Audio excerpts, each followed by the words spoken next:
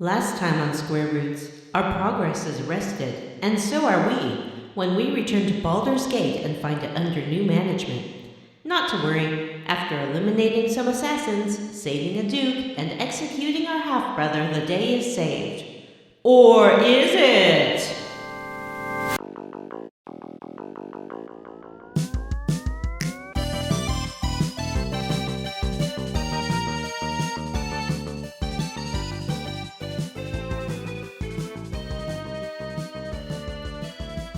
Hey everyone, and welcome to Square Roots, the classic RPG podcast. My name is Jim Banks, and I'm joined by Matthew Van Zant, who just walked away from the microphone. I'm here. I'm Matthew Van Zant. How you doing, brother? I'm also joined by John, Shining Lady Brandon. 362, the ghost named Boo. Luigi has a vacuum and he'll suck you. Wow. And Vanessa. I'm Vanessa. I'm Matt. And this is a I also am podcast. here. Hello. Oh, yep, that is Matt. He is definitely here. I don't want you to And think that this- I'm not here because John's doing an impression of me like when he does when Jim's not around. What are you talking about, brother? It's me, Matthew Van Zant, and you're going down. Just because I'm from Florida and live next to Hulk Hogan doesn't mean I am Hulk Hogan. John's impression sounds like your dad doing Macho Man, and his impression of me sounds like your dad trying to do Kermit the Frog. Why's he got to sound like my And- dad? It sounds like 'Cause he's your anybody's dad. I'm Matthew's dad. I'm from Texas. What? What? This is a podcast where we play and talk about your favorite classic RPGs one chunker at a time. And tonight we are playing the expansion to Baldur's Gate called Siege of Dragonspear, which came out 18 years after the original. What? Did it? Yep. It That's did- not right. Yeah. Sure No, did. it is. Came out in 2016 with the enhanced Came edition. out This is in brand new. 2016. This is meant to bridge the gap between Baldur's Gate 1 and 2. Really? That's why it's so much Really? more contemporary Yeah, it and feels good. so modern. Yeah, yep. It's so much easier. All right, well, Like- let's relax because yeah, I added yeah. Matt's new stuff corner into the quest log. Yeah. Well, then You know, if anybody was in the notes, they might notice that, but I can see that nobody I'm in the is notes? in the What? notes. All in the notes. All in the Nobody. notes. What are you Icons talking about? there. I was Wait. busy adding the patrons. Yeah, and my little cursor's right up by my last time, which I wrote in the notes. Now Boo has a voice. Did you note that? I have not noticed Boo's voice. Well, Boo goes squeak. That's all Boo does. But I Boo just haven't didn't used to noticed it. squeak. Oh, okay, yeah. Anytime now Minsk talks to Boo, you hear a squeak, squeak, squeak. Ah. It's really cute. Artie hates Boo and Minsk because they became memes in the Dungeons and Dragons universe. I can it's see like the cake. why. I mean, It's like the I don't cake know. is a lie. I don't know if Minsk is as extra in the original as he is in this. He's Because very I did not extra have in him, but this. in this he is very extra. He talks He's- all the time. He's so Wish good, though. he would shut the fuck up. I also wish he didn't fucking doesn't like almost spider die every time I webs? get in a fight. Boo got caught up in a spider web one time. Boo does not like to talk about that. Squeak, squeak, squeak. All right, well, Well, how did you level up? yeah, Wait, are let's we not there introduce yet? that segment. Yeah, Jim, did you talk about what the podcast is about? I did. I don't said think you it. did. Yeah, Jim, can you do that? I don't think you did it. This is a podcast where we Repeat play ourselves. video games. Jim, why are you doing? We already did this. Why are you doing this again? I don't know. You guys never believe me when I say that. Vanessa, now you're supposed to tell him to redo it. Oh, has Jim said what we do on the podcast? No, he has not. How's I never, ever will. How's Minnie doing there, Vanessa? What are you talking about? I'm not doing anything. Yeah, no. You are officially on camera these days when we record, so we do notice that you are staring at your hands the entire time. I And the just have glow- beautiful hands. Yeah, they're glowing blue. onto her I have face. beautiful glowing blue hands. That's the light from my microphone reflecting on my pale skin. See? See? See? She is pale like a porcelain doll. Mm-hmm. All So, right, what do we do on this I podcast? hate the outdoors. Yeah, that's what I was about to say. What are we doing? What I know what we do, but what are we doing? sometimes we All like right. to start the show by leveling up, which is to say, talking a Oh. bit about what we've been up to this week. But first, OMG. one note: the Activision and Microsoft merger has been blocked. Microsoft said That's that they're some going hot to gaming appeal. news. I don't care. I'll just be honest about it. I just want not Bobby Kotick to run Activision. I think he's stepping down. I don't know. That guy sucks. He had agreed to step down a while ago, right? Yeah, but is that going to be like... Is that like when wrestling? Elon was like, I'll do a Twitter poll to see if I should step down, and everybody Yeah. said he should step down, and then he decided Yeah. to not step down? I think he's in one of those positions where he could step down, but there's nobody around to make him. Yeah, it's like Yeah. a WWE guy where he's like, I know there's all these Vince awful, McMahon. awful allegations against me, and I said I'd step down, but I'm not going to do that. He did step down, But again, and now he's stepping back up. yeah, exactly. He's been gone for like 2 years, I think, but I think now they're talking about selling it to somebody. I don't know. They have. They already did. They Yeah. already did. They To the merged it with MMA. UFC. Yeah. All right. Well, that's our But he's hot like video game he's like news. an executive on it though, and he has a mustache now, so it's like he's a different person. I just kind of finally gave up on wrestling. I just don't care anymore. I can't be bothered. Wow, you've always been the But wrestling Jonah guy. is back. First of all, I have not always been the wrestling guy. Wrestling was a COVID thing for me. Oh, Or Bronson Reed is back, I should say. it's hard to imagine anything before COVID, really. And his amazing plasticky singlets look so good. Matthew is sneezing. I'm all he's for sneezing blocking this again. merger. I'm sick of monopolies. Own one company and then stop. Stay in your Everything's a lane, monopoly everyone. anymore. That dude with the monocle owns too much shit. I agree. Well, I bought up all the streets around Vanessa's house and just built hotels. So now she stopped. There's so on one many of them. hotels and there's so many tourists. And then Johnny keeps coming to my house and he's like, you owe me a lot of money because there are hotels here. And I'm like, I'm not staying in the hotels. I live here. What are you talking about? If anything, I should owe you less money because of all the taxation dollars that we're getting from this new tourist industry.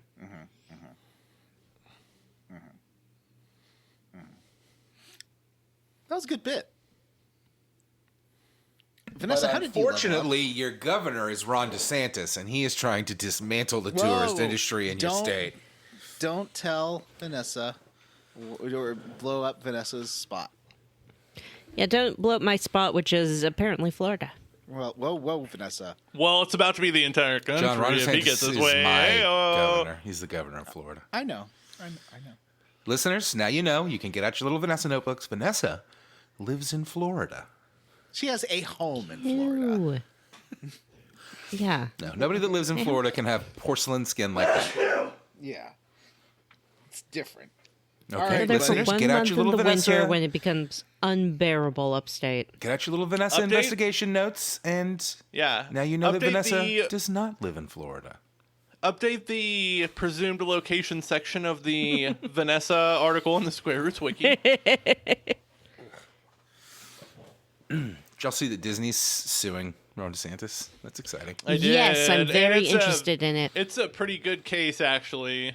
Yeah, well, when the members of the government are like, we're doing this specifically in retribution for this company exercising their free speech, it turns out that you have a pretty good case. Is that Cinderella Man that he's holding up? Well, when they say that they're It's a retaliating gentleman. politically, and then you sue them for political Bioncos? retaliation, it's a pretty good case. It's backwards, John. No. John, what is that? Is that Canadian bacon? Gentlemen Broncos. Gentlemen Broncos. That's a mediocre movie. That is a mediocre movie. Yeah, I guess Johnny's trying to stop me from giving my hot take on John this just loves DeSantis Jared case. Hess. I would love to So hear your hot take. Let's move on. All right. Sorry, Johnny doesn't want to hear it. Yeah. Sorry. Yep. Johnny doesn't know. I don't know that song. I get All right. exposed to so much American politics, and I don't live there. And it's annoying that I can't basically live expose you there. to Canadian politics because What are you talking about? You okay. rant about how much you hate Trudeau all the time. You're like, that gosh darn liberal Trudeau is taking I've away my got fuck guns. Trudeau stickers on my Beetle. That would be amazing. It's only on pickup trucks. Legally, you have to own a pickup truck, and it has to be lifted, and you have to have those stupid diesel pipes. Yeah, it was really weird that you converted your bug smokestacks. to a pickup truck and got it lifted. It looks very strange. John loves to roll diesel down those Canadian highways. Rolling coal. Rolling coal, that's Yeah. what it is. Yeah. All right. Whatever. Vanessa, how did you level up? Oh, hi. I guess we're in the level up section now. I had a visitor this week, a house guest. Y'all probably Your friend didn't notice Fanny. because Aunt Flo? she stayed in my wing of the Pardon? Square Roots house. It's your friend Fanny. Aunt Flo. So I had a house guest, and we decided to break out the old PlayStation and try to play some games together. I tried to get her to play some Dark Anthologies games, but she does not like horror films, and she did not like the Dark Anthologies games. They were too spoopy. Wow. So I took a look at what else we could play that was similar, and we started a round of the Telltale Batman game, which I hadn't played since it came out, I guess, and it's a pretty solid little Batman story. I recommend it. I didn't know that was 2-player. It's not. Everything's two-player when you pass a controller back and forth. That's true. That's exactly true. what we did. I played We through season collaborated 1 on of decisions. Borderlands, the Telltale game with my boyfriend at the time. That was fun. Yeah, that's a good one too. And in addition to that, we didn't really do anything. I was off work for a couple days. It was great. Wandered around, ate some good food. The weather here was beautiful. Sat outside, swallowed down some oysters. I got like a flight of 6 oysters from different places and experienced the different flavors. It's amazing how That's much a trip. variety you can get in different I oysters. love that. Love trying different oysters. It was with Johnny. wonderful.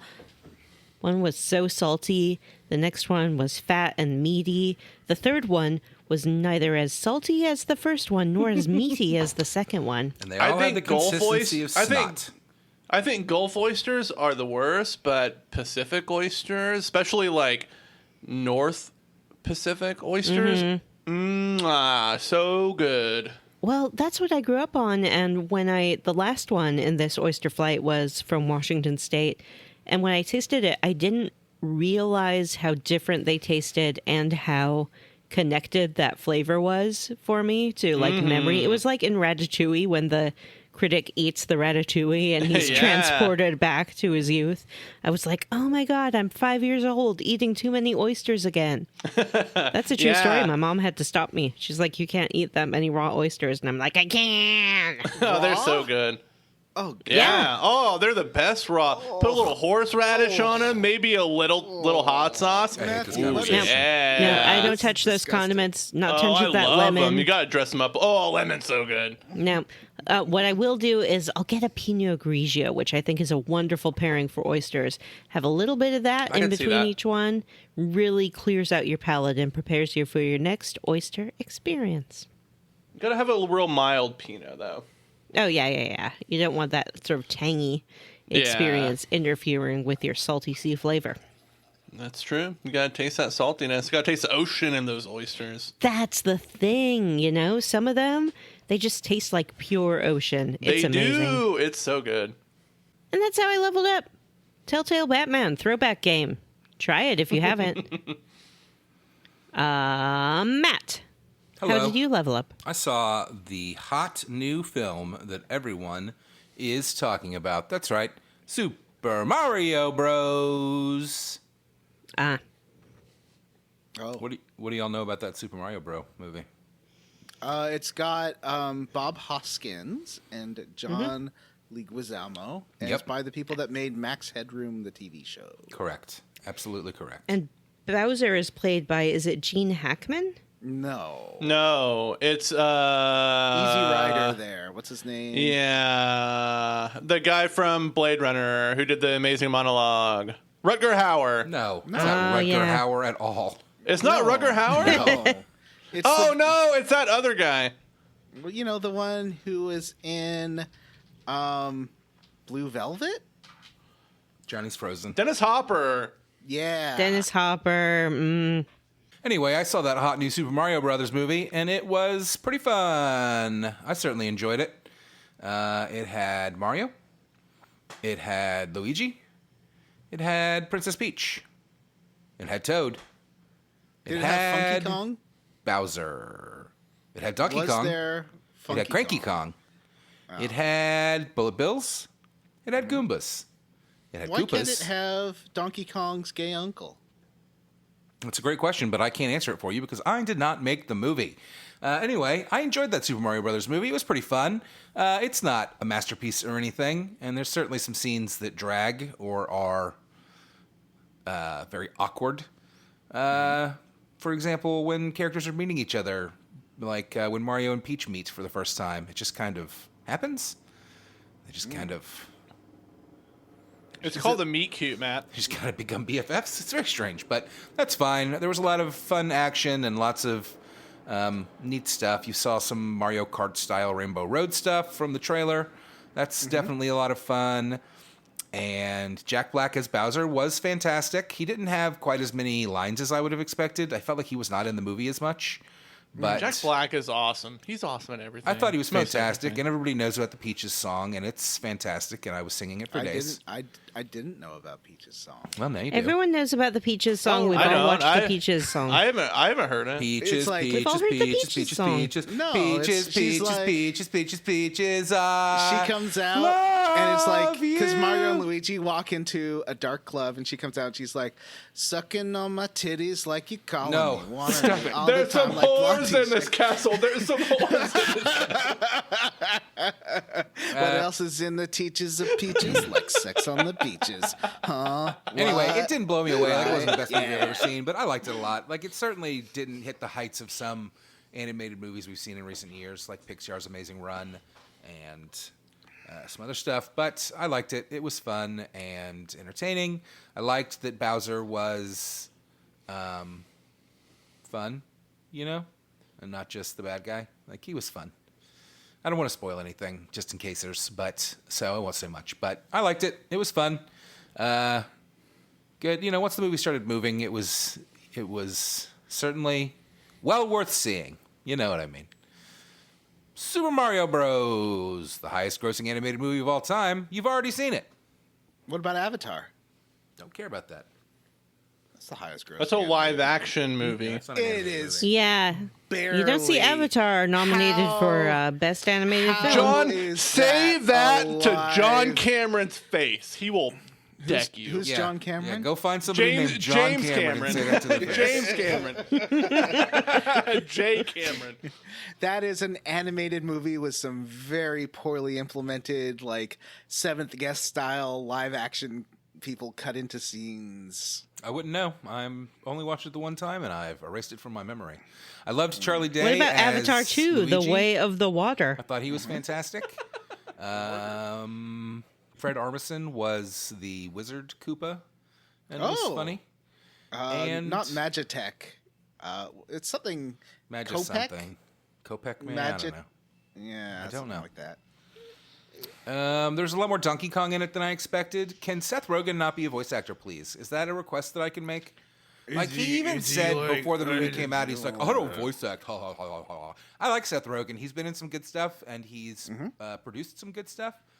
Please stop voice acting. It's not. You're not good at it. You don't try. It's not worth it. Like, it's movie makers. But he's such a chameleon.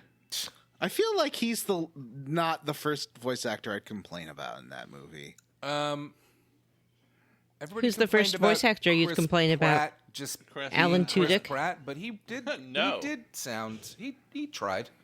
He sounded fine. He was fine. He's. They only Did paid you him s- $700 million to do it. He does a little accent. It's not over the top.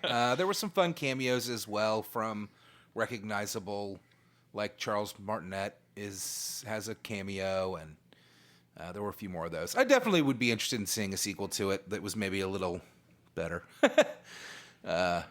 But yeah, Whoa, it's a lot whoa, of fun. whoa! You don't want the angry internet to call you like a out of touch critic who doesn't understand what people like, and then send you death threats because they're gamers on the internet. Yeah, I guess. I mean, I don't know. Like, it was fun. I liked the movie. I had a good time. It's a kids' movie, but we've seen plenty of animated movies at this point that really can blow you away and can tell a story that's very emotional and touching. And this doesn't do that. This just does Like Mario. The Shark's Tale. Yeah, like Osmosis Jones, my favorite movie of all time. Yeah, I just know it feels really good to see underdog Nintendo finally have a hit in some Yeah. medium. Yeah. I'm glad they're finally culturally relevant. That's it for me, I guess. Johnny, how did you level up? Well, I've been playing a lot of Oblivion and Elder Scrolls. I've just been in like a Bethesda-y mood. I got myself to a point in Oblivion. I think I raised the difficulty too high, and I sold my one magic sword. I had Chill Rend, and I just I can't do enough damage anymore. I feel like I could just turn down the difficulty like a couple of notches and I'll be fine. But Why that you game, sell your Chill Rend? I think actually, no, you know what? I didn't sell it. I was like intoxicated and playing, and I was like, I'll just put this away in this cabinet in this hotel. I remember where it is. It's right here in this cabinet in this hotel. And then I spent an hour yesterday trying to remember which hotel it was in. There's I a see. lot of hotels. Yeah. And I did. There's like 50, or no, there's maybe 5 hotels in the center town, the Imperial City, and yeah, I don't remember. I lost that sword. Johnny, am I correct that you had never played the Shivering Isles expansion? Yeah, and that's one of the things I want to do is play the DLC in both games, the Shivering Isles and in what's the one? Oh yeah, there's Dawnbreaker and another one. Didn't we do Dawnguard that? and we didn't. Vanessa talked about it, but we didn't I didn't play it when we did Skyrim. Maybe you Right. did. I think Matt played some of it because it's sort of integrated into the main Right. game rather than a standalone DLC kind of thing. So If this you have time, I'm going to do it. I just have to reduce the difficulty until I find another. How do you enchant weapons in Oblivion, or is that not something you can do in Oblivion? Enchantment? Yeah, because in Skyrim you get like that table, and you can like take out enchantments from things and put them into other things. Is that not something you can do in Oblivion? Enchantment? Okay. Enchantment. I also bought season 12 or 13 of Taskmaster because I thought that was the one that I hadn't seen all of. It must have been 11 because I have totally seen all of this one, but it's fine. I'm rewatching it. All right.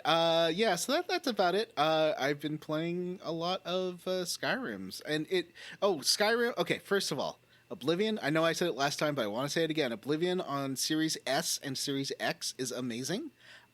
You can play it for free off of Game Pass if you have Game Pass, and it's just a much better version of the game. I did buy Shivering Isles so that I could play it. That does not come. You have to pay an extra $10 for that. And the Switch version of Skyrim, which I'd heard a lot about right when the Switch launched, like it was one of those things Nintendo put into like the trailers of the Switch before the Switch came out, is a great version of Skyrim. Oh, is it? Yeah, definitely. It like runs really well, looks super pretty. Yeah, really good version of Skyrim. So if you want some portable Skyrim on the go, get yourself a Steam Deck and do some mods, or get yourself a Switch and do it that way. Jim, are you there? Mm-hmm. Jim, sweetie, Hey. how did you level up? Well, I went and saw a movie, and it's called Evil Dead Rise. Oh. And I will say it continues the streak of every Evil Dead movie being good. I think there's not a bad Evil Dead movie in the bunch. What about remake Evil Dead? It's good. No, Yes, it is good. that was a bad movie. No, it was not a bad movie. It's good. Every Evil Dead movie is good. This new one is also good. I agree with Jim. I like that remake. I thought it was a good movie. Yeah. Remake is good.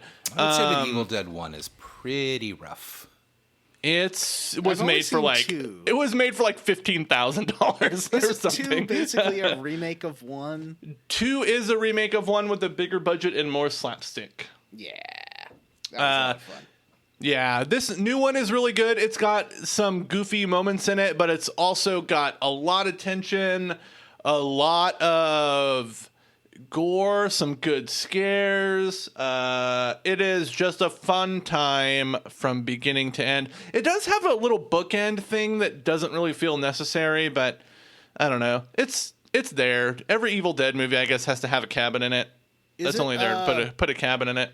Does it star Bruce Campbell? You don't have to. No, I think blow up Bruce any Campbell cameos as like a voice doing a sound effect or something. Oh. But otherwise, there is no Bruce Campbell. Oh, but is it? Sorry, is it a sequel or is it? No. Oh, okay. No. It's a totally new setting with a totally new book. So it's it's another reboot. I mean, it's just another Evil Dead movie. I don't know. All you really need to have an Evil Dead movie is a book that people open and then get possessed. That's what Evil Dead movies are. So is this the 4th version of Evil Dead 1? Yeah, kind of. Yeah. Okay. Yeah, it's more like like Scream popularized a requel, but with no legacy characters in it. Did Scream popularize that? I thought that Halloween popularized Well, they that. popularized. I think they kind of named it. Yeah. Yeah.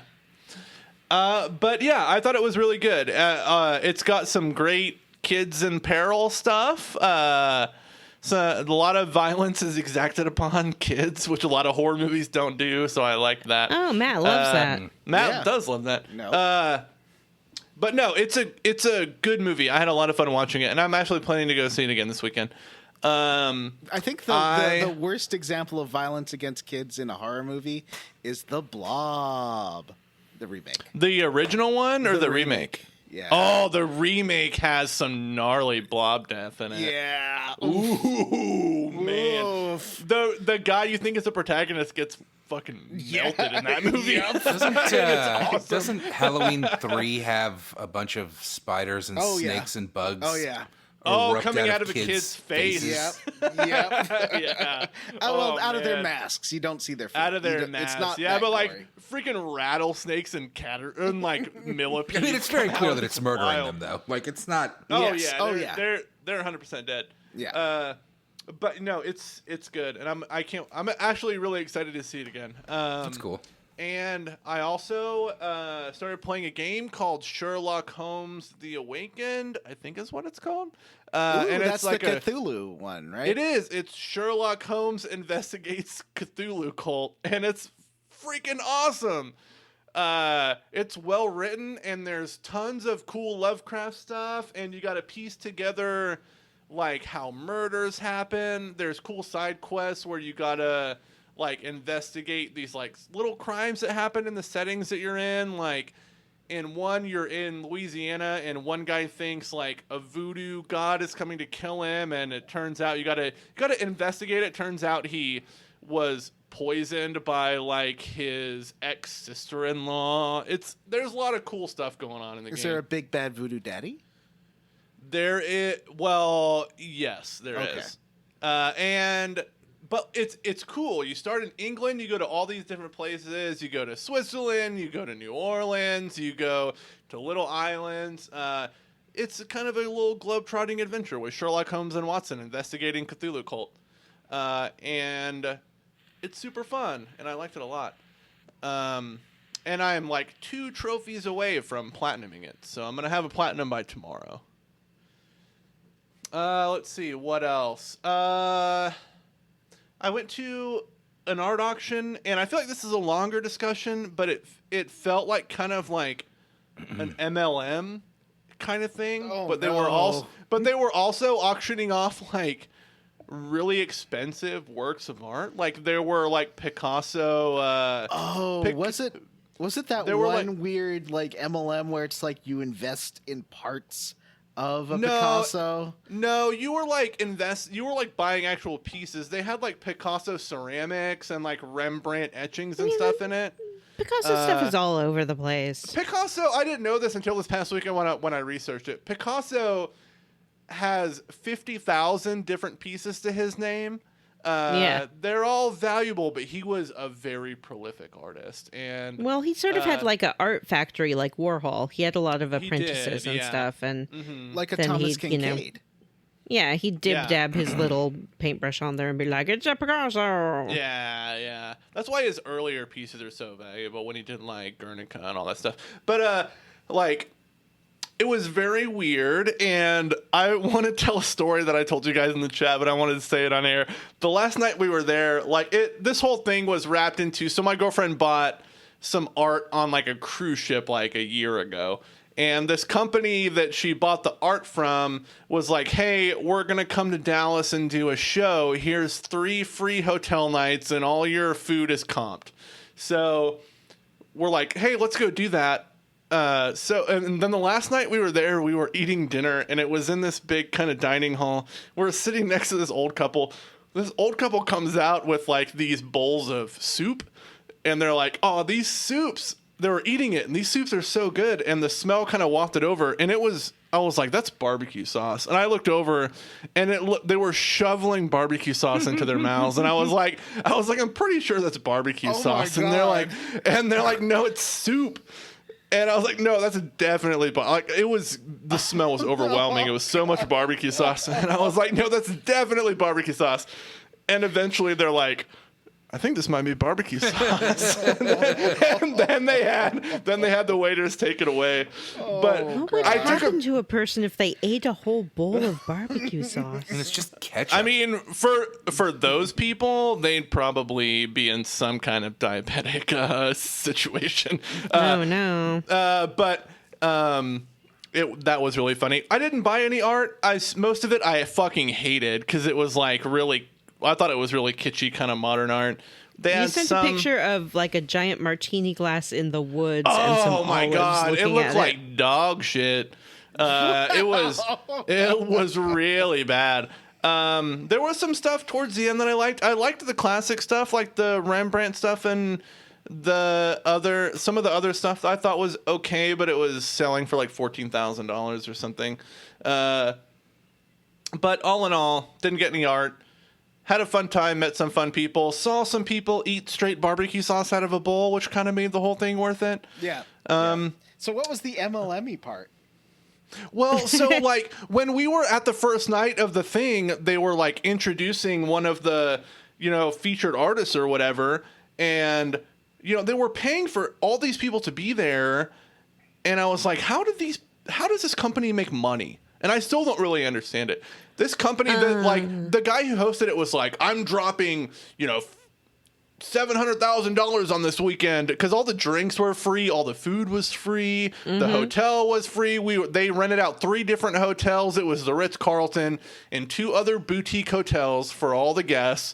And I was like, how do these people make their money? And it didn't seem like they sold very many paintings. You don't have to sell very many when they're marked up that high. Yeah, that's true. There's probably ridiculous margins on these things. But like our first night being there, I told Amanda, who's my girlfriend, I was like, this feels weird.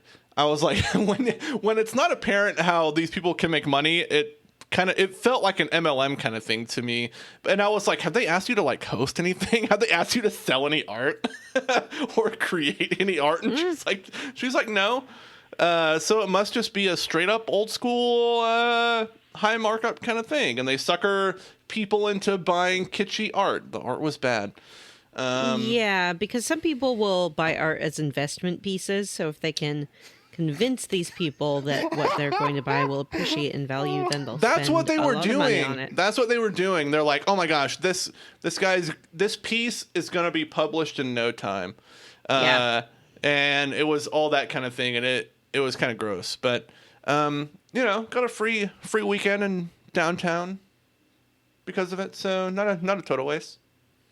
Hey, excuse me, I forgot to level up with a thing. Oh, go ahead. I watched a documentary on Netflix called White Hot, the Abercrombie and Fitch story. Ooh, I've seen that too. It's good. Yeah, I think it's a little bit older. But I came across it and I enjoyed it a lot. It really talked about how it's a terrible company, which is fun because everyone loves seeing a terrible company get its comeuppance, but also talked a lot about sort of the shift in cultural attitude that happened in like the 2010s. And I think that Abercrombie was a really good reflection of that in what consumers are looking for and how they interact with product and branding. So if you're at all interested in that kind of thing, White Hot, Abercrombie and Fitch story. If you're not interested in that kind of thing, it has lots of people in their underwear and with their shirts off. So check that out. Yeah, there's a lot of seediness that happened with their like really famous photographer, like sexually abusing their models and stuff like that. Yeah, I thought it was interesting because when I wasn't really aware of it as a brand when it was like the hot thing because I didn't run in sort of mainstream preppy circles. But the first time I saw some of their advertising, which is just those bags and like somebody's abs on it, I was like, oh, it's a gay store. Like it's a store for gay men and that's like their target audience and that's who shops there. And that didn't seem to be what they thought was the case at all. It was very interesting. My favorite part of that documentary was there's a really great punk song that plays over the end credits called Say Goodbye to Your Generation by the Methadones.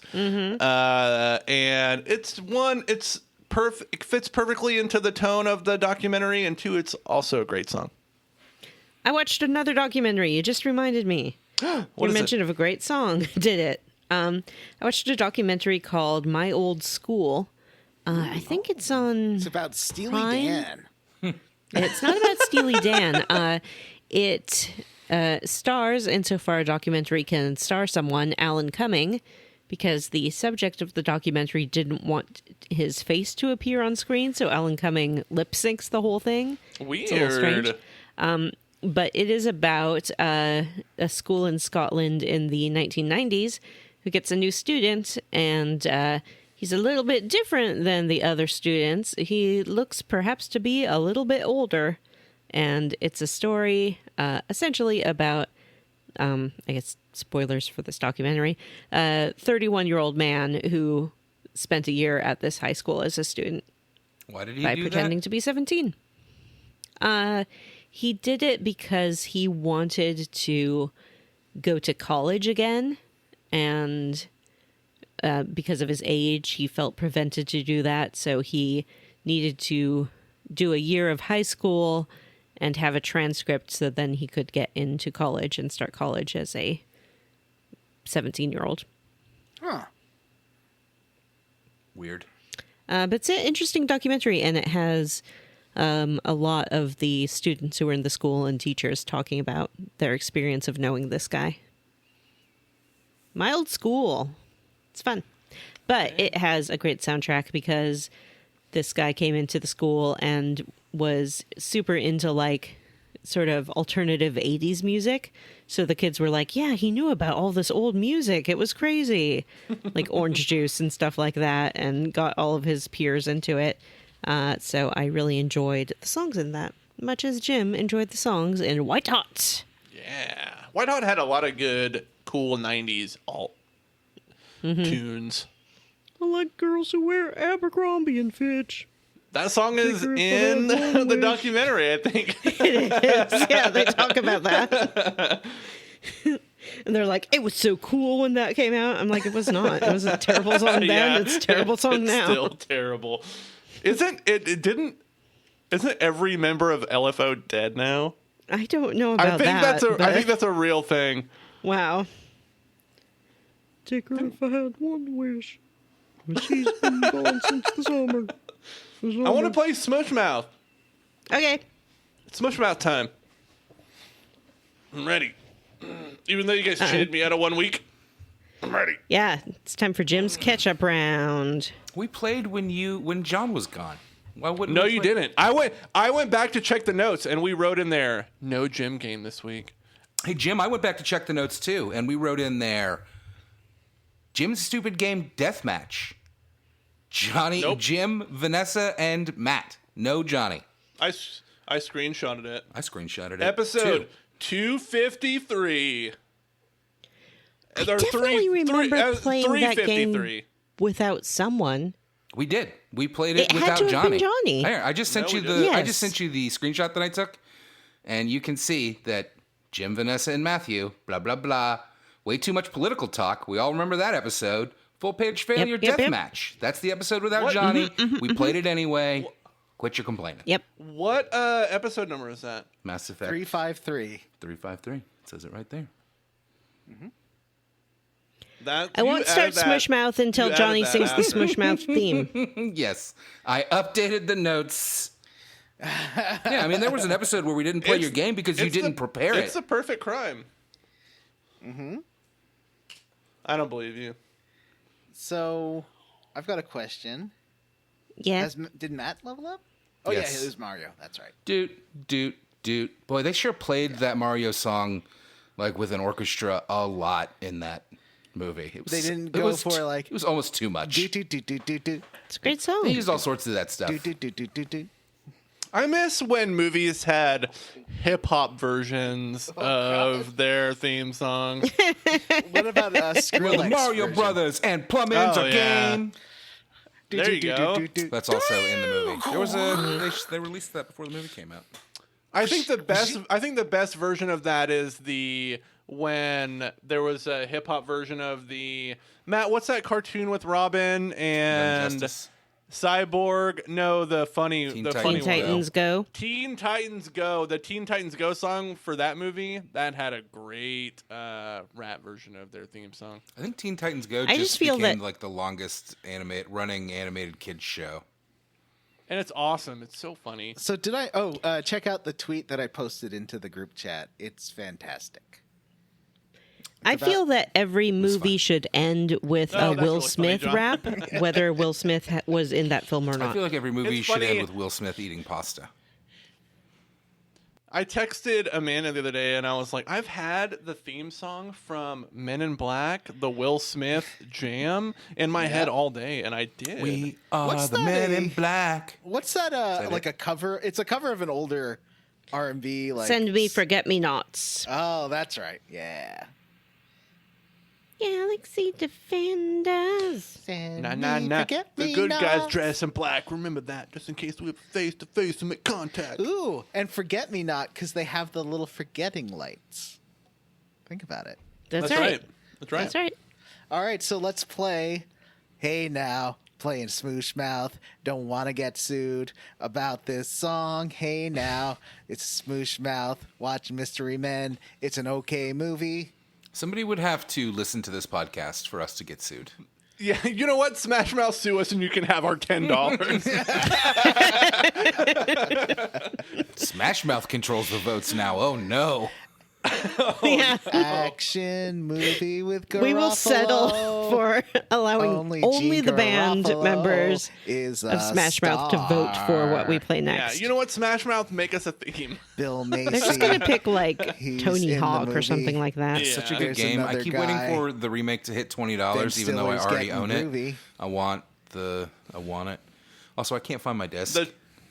The Tony Hawk remake? Yeah, it's always like Mystery on sale for Men's like okay movie. 25 or $30, and I'm always like, I bought just it when hit it 20. came out, and I bought it when it came out, and I played it for like 20 minutes and haven't ever picked it I up. bought it when it came out, and I fucking 100%ed that game, both of them, because it's Wow. fantastic. They're so fun to play. But now I So can't what's find the the disc. song? Is it? Will you still call me Superman? Is that the No, Superman that's song? That's the No, that's the no, it's not Matchbox 3 20 that's- Superman that's- song. That's the Or is it Three Doors Down song. I always get those bands confused. The one you're thinking of is Superman by Goldfinger, which is a Fucking great freaking song. jam and a half. Yeah, I that's a don't- banger. I don't know that song. What a great soundtrack.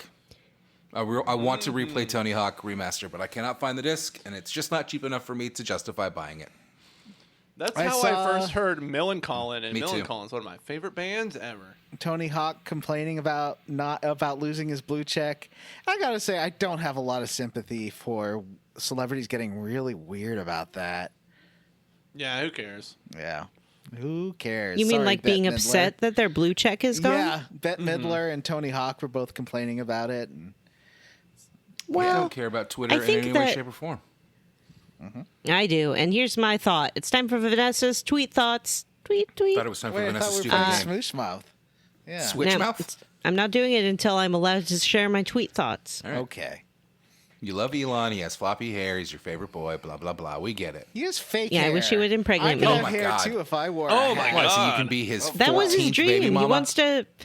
Yeah, I want him and I want the other guy, Nick Cannon. I'm going to have one child by both of them. They're going to be twins. It's going to be amazing. How do you have My tweet thoughts twins Yeah, is that your are tweet that thought? 'Cause the that's blue horrible. check. fathers? Get a very unscrupulous IVF doctor. I'm playing Matt's stupid game called Don't Let Vanessa Finish Her Sentence. Okay. Yeah, you guys have been playing that all I night. know. We have. Ah, hey, Your poor level up was butchered. Mm-hmm. Meanwhile, nobody interrupted all me right, when I I was talking about understand. Mario. Nobody wants to hear my high-pitched, squeaky voice. Maybe it's just because it takes you so long to get to the fucking point. What's your tweet thought?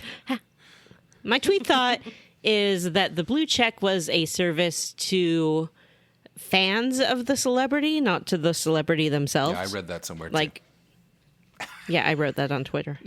Got a lot of traction. So now it doesn't have any value to celebrities or to fans. So the whole point of it was to find the person who actually is the real person, as opposed to fan accounts. You're absolutely And now right. it has no point. Tweet thoughts is over. Time for Smushmouth. Round one. Hey. I'm ready. I'm All not. right, let's just dive right in. Why No, wait? you have to give us the standings. You have to tell us the rules. All you have to right. explain how the game works. right. The standings don't matter. Every episode could be They don't somebody's matter first anymore. episode. Like That's Jim's a good first point. If episode. it is your first episode, sorry. Smushmouth. How you play Smushmouth is I will read 2 clues. The answers to both of those clues smush together In your to mouth. form a ultimate answer. The Smushmouth. We've been playing this for a while now, and there are standings. What are they? I'm about to tell you. Jim's They gonna be go so like mad. this. Johnny is holding on to first place with 19 points, but close behind him is Jim with 14. And close behind Jim is Matt with 9 points. That can't be right. With 2 rounds of Smushmouth left, it's still anyone's game. Is that right? Yeah. Seems Did Matt about not right get to any me. points last week? There might be 3 rounds left because we are dragging our fucking asses No through Siege of way. Dragonspear. This one is Siege Yeah. of Dragonspear is a lot more packed than Baldur's Gate. I feel like. Yeah, well, we'll talk about that when we talk. I feel like we're almost halfway through 2023 and we've only played like 1.5 games. I kind of like it. I like taking our time. It allows for more sides, like Vanessa's tweet thoughts, and I true. like not recording Whatever for the hell 3 else hours. we've been doing. So yeah, I like that too. It's time to play Smushmouth. Round 1. Clue 1. This actor made his small screen debut in a Paula Abdul music video, but is best known as the diminutive hero of an early 2000s trilogy. Clue 2. This burly buddy is the original nemesis of Bigby Wolf. Buzz. Okay. Jim? Oh, Elijah Woodsman? Correct! It is Elijah Yeah. Woodsman. In their Matt, was that what you were gonna guess? format. it took me a minute to remember Elijah Amazing. Wood's name. I did not know that Elijah Wood made his debut in a Paul I didn't Abdul either. video. That Did threw he me play off. DJ Scat Cat? Like DJ Scat Cat. He played Kid, and interestingly enough, he both made his debut in one of her videos, and he was in another one of her videos shortly thereafter. It's like he took 2 steps forward and then took 2 steps back. Yeah. Like when he His 2 made steps- North. Well, Two because steps he... back for North, 2 steps forward for the Good Son. And, Oh, yeah. and Mars Attacks. And Mars. He was in Attacks. Mars Attacks. Was he in Mars Attacks? Or am I thinking of a different I thought it was know. Who was Elijah it? Wood. You're Mars- thinking of was there- Sarah Jessica Parker. I don't remember a child in Mars Attacks. Yeah, there is Jack Me Black's neither. little brother. Jack Black's into Mars Attacks? He I sure don't think is. he is. Is he? I believe so. I don't know what you're thinking of, Johnny. Jack but it's Nicholson, not what I'm Danny thinking of. DeVito, Jack Black. Yep, he was right. I guess it was. Was it Lucas Haas? Was the kid then? Was it? Yeah, it was Lucas Haas was the kid, not Elijah Wood. You can't just go around saying that Elijah Wood is Lucas Haas. I don't know who Lucas Haas is. Lucas No, I Haas, don't. mostly he famous was for in the Mars movie Brick. Oh. Round 2. Clue 1. This Final Fantasy beast is generally portrayed as a purple, dog-like giant with 2 large horns. Clue 2.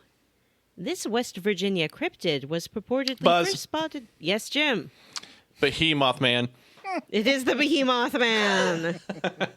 Amazing buzzer work from Yeah. Jim there. I kind of thought that's where you were going. I didn't buzz in fast enough. My buzzer's broken. That's all right. You are out of buzzer jail. You're allowed to buzz as fast as you want. Yay. Oh, yeah, Jim, don't forget about Buzzer Jail. Oh, you know who else is in Mars Attacks?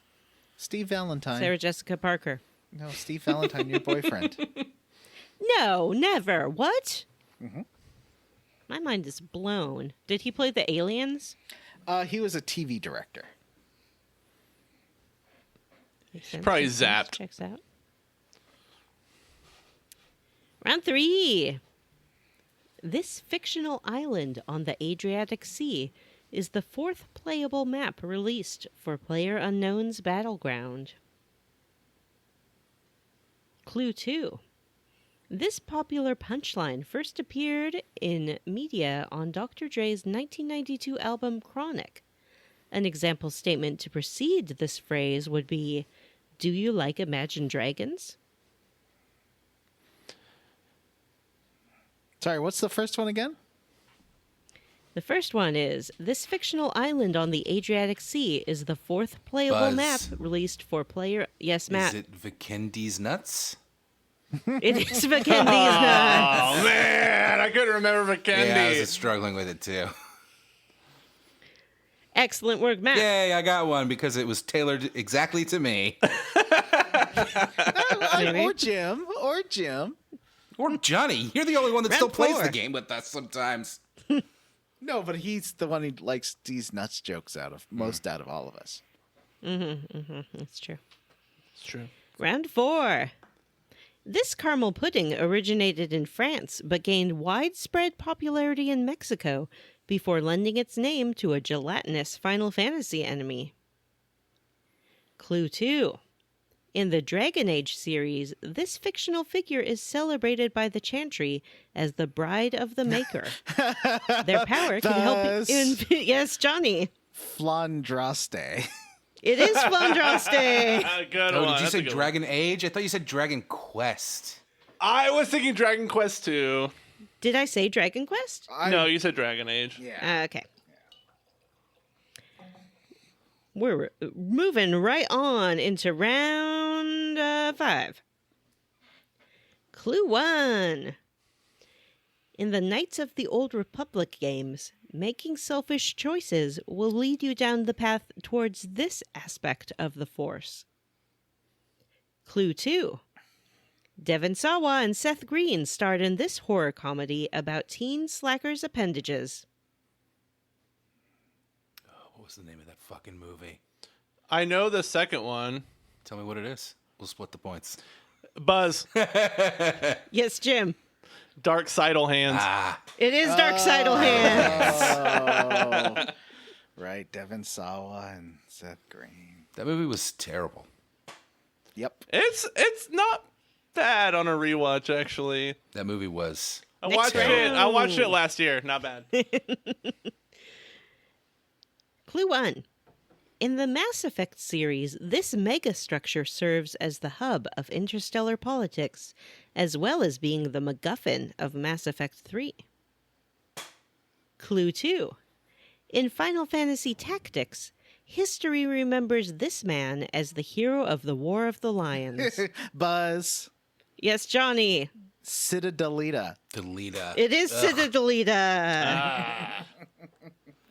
Who remembers character names from that game? I don't. Johnny. I do. And me. I remember Argus. Yeah, obviously, yeah. Next round. Clue 1. This is the surname of an Italian physician who developed a method of education that encourages involving children's natural proclivities rather than teaching methods. I'm sorry. Let me restart that. Cut that out. Prolectivities isn't a word. Yeah, I stumbled right over that, and I wrote this question, so I know that word. Clue 1. This is the surname of an Italian physician who developed a method of education that encourages involving children's natural proclivities rather than formal teaching methods. So Dr. Hooked on Phonics. In the United States, this method is often utilized with kindergartners and preschoolers. Clue 2. This Final Fantasy X and X-2 character is the Albad cousin of Summoner Yuna.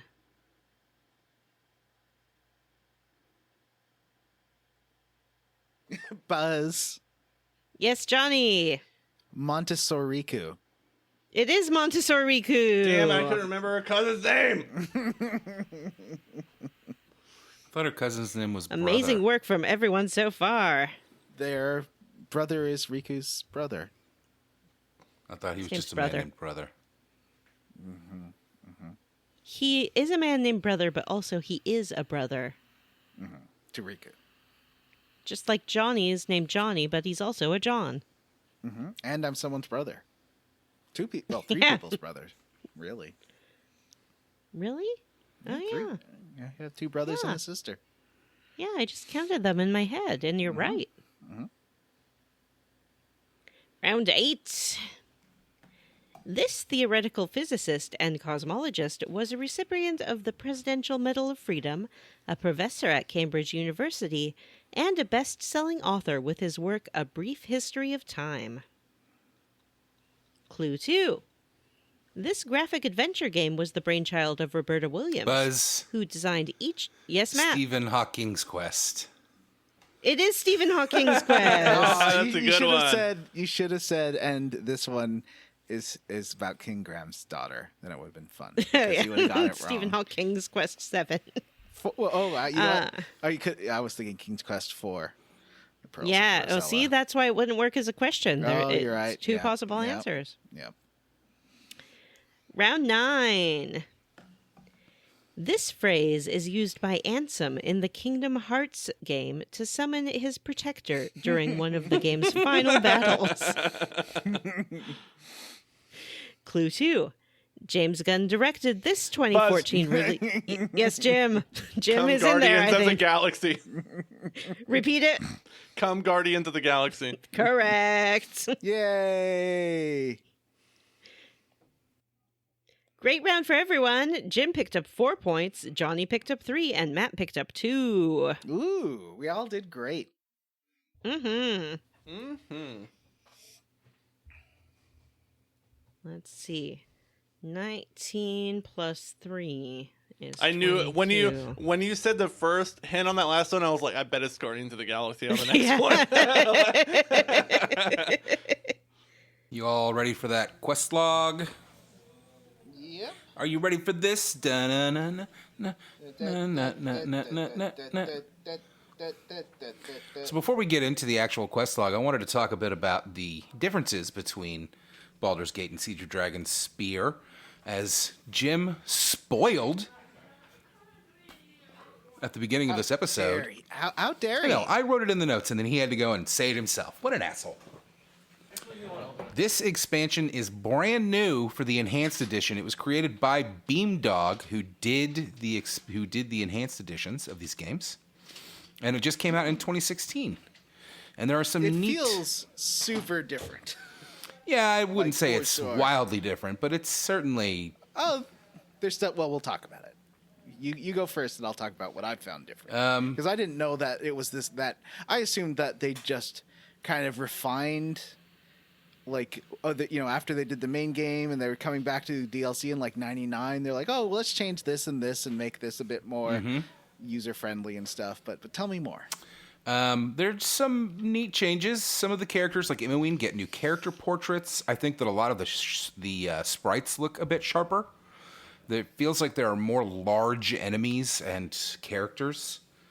I noticed that there's a lot more chit-chat among the group, which we've talked about. And also the random encounter areas are a little different. They tend to have second little areas for you to explore, like caves that you can go into and find a little bit more loot, which is interesting. Yeah, they tend to be kind of scripted too. Like it's not just there's a bunch of dire wolves. It's like there's hill giants trying to hunt a baby wyvern. I got that one too. So or there's that one weird Ankeg cave that I found. There's also a lot more fauna. There's a lot more animals roaming around. I've seen panthers, mountain lions, snakes, mooses you can watch everywhere. them interact with each other. Yeah, which is pretty fun. Snake that I saw was trying to eat a rat. It was pretty funny. What else have you noticed, John? It definitely has a more modern style of like longer in-engine cutscenes, which I think works better. I really didn't like the redone cutscenes for Baldur's Gate vanilla, or in this. I wish it wouldn't pull out so far for those though. It takes the camera all the way back and everything gets tiny. Really? Oh, maybe that's like a PS4. It just is normal on PC. That's weird. I mean, do you? Oh, it pulls out for me too. How do you keep it at its furthest distance, or do you zoom in? No. It works at like a medium because everything's really tiny on my monitor at like full zoom out. But yeah, it's got like longer scripted cutscenes. It feels like a modern game in the way that like it's got a lot of cutscenes. There's a bit more like on the rails kind of storytelling. And also like returning favorites. Like it spends a lot of time sort of remember this guy kind of stuff, which I don't mind. Even if I don't have nostalgia for these characters, it's still fun to come back and it makes when I play Baldur's Gate 1 again, I'm definitely gonna have Glint in my party because he's so fun and adorable. He's like a little weirdo. Yeah, but a cute little weirdo. It's interesting that it does not really import your game so much. It'll import your items and your main character, but I'm constantly running across characters that, like, the game lets me decide whether or not I remember them. You know what I mean? But some of them, it's like very minor spoiler here for a little bit later in the game. I ran into Dorn, and if y'all remember, I killed Dorn. Not only did I kill him, I exploded him. He burst into tiny pieces. I guess he got necromancered or something. Yeah, maybe you killed his twin brother. If you exploded him, I think it requires like a wish spell to bring back. Like if their body is not intact, it's a big ask to get them back alive. Who would wish for him to be alive again? I mean, I can see replaying this game as Dorn evil. fans. It doesn't. Yeah. I haven't done it, but it doesn't feel like it's quite as bad as. It doesn't feel like it'll be as bad as Mass Effect. Like I don't feel like if I played it as evil, I would like be disgusted and think that I was a fascist. I think I would just feel like a thief and an asshole. Right.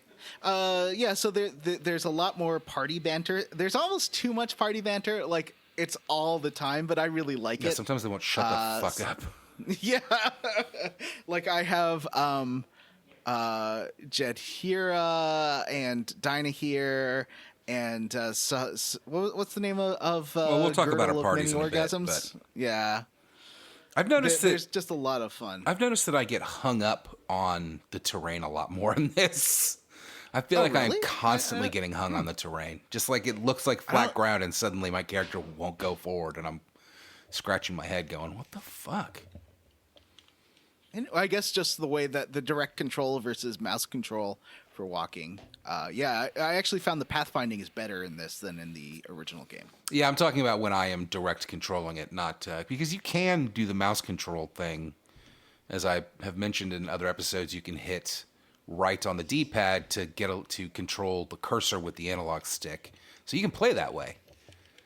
But I don't. I'd rather drive my party around.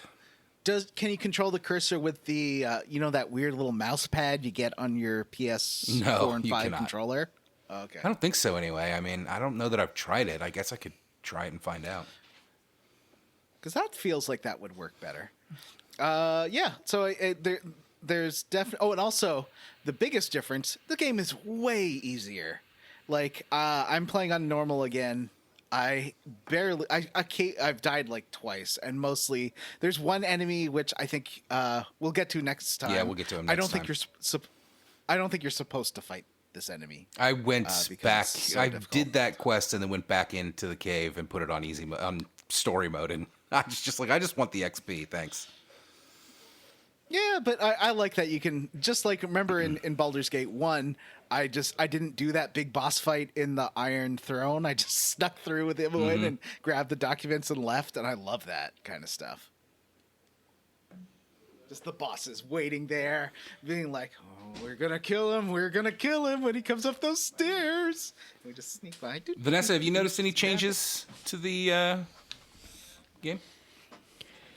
I think that you covered most of it. The characters, I think there are sort of fewer party characters to choose from, and they do feel more like real people as opposed to just kind of interchangeable stats.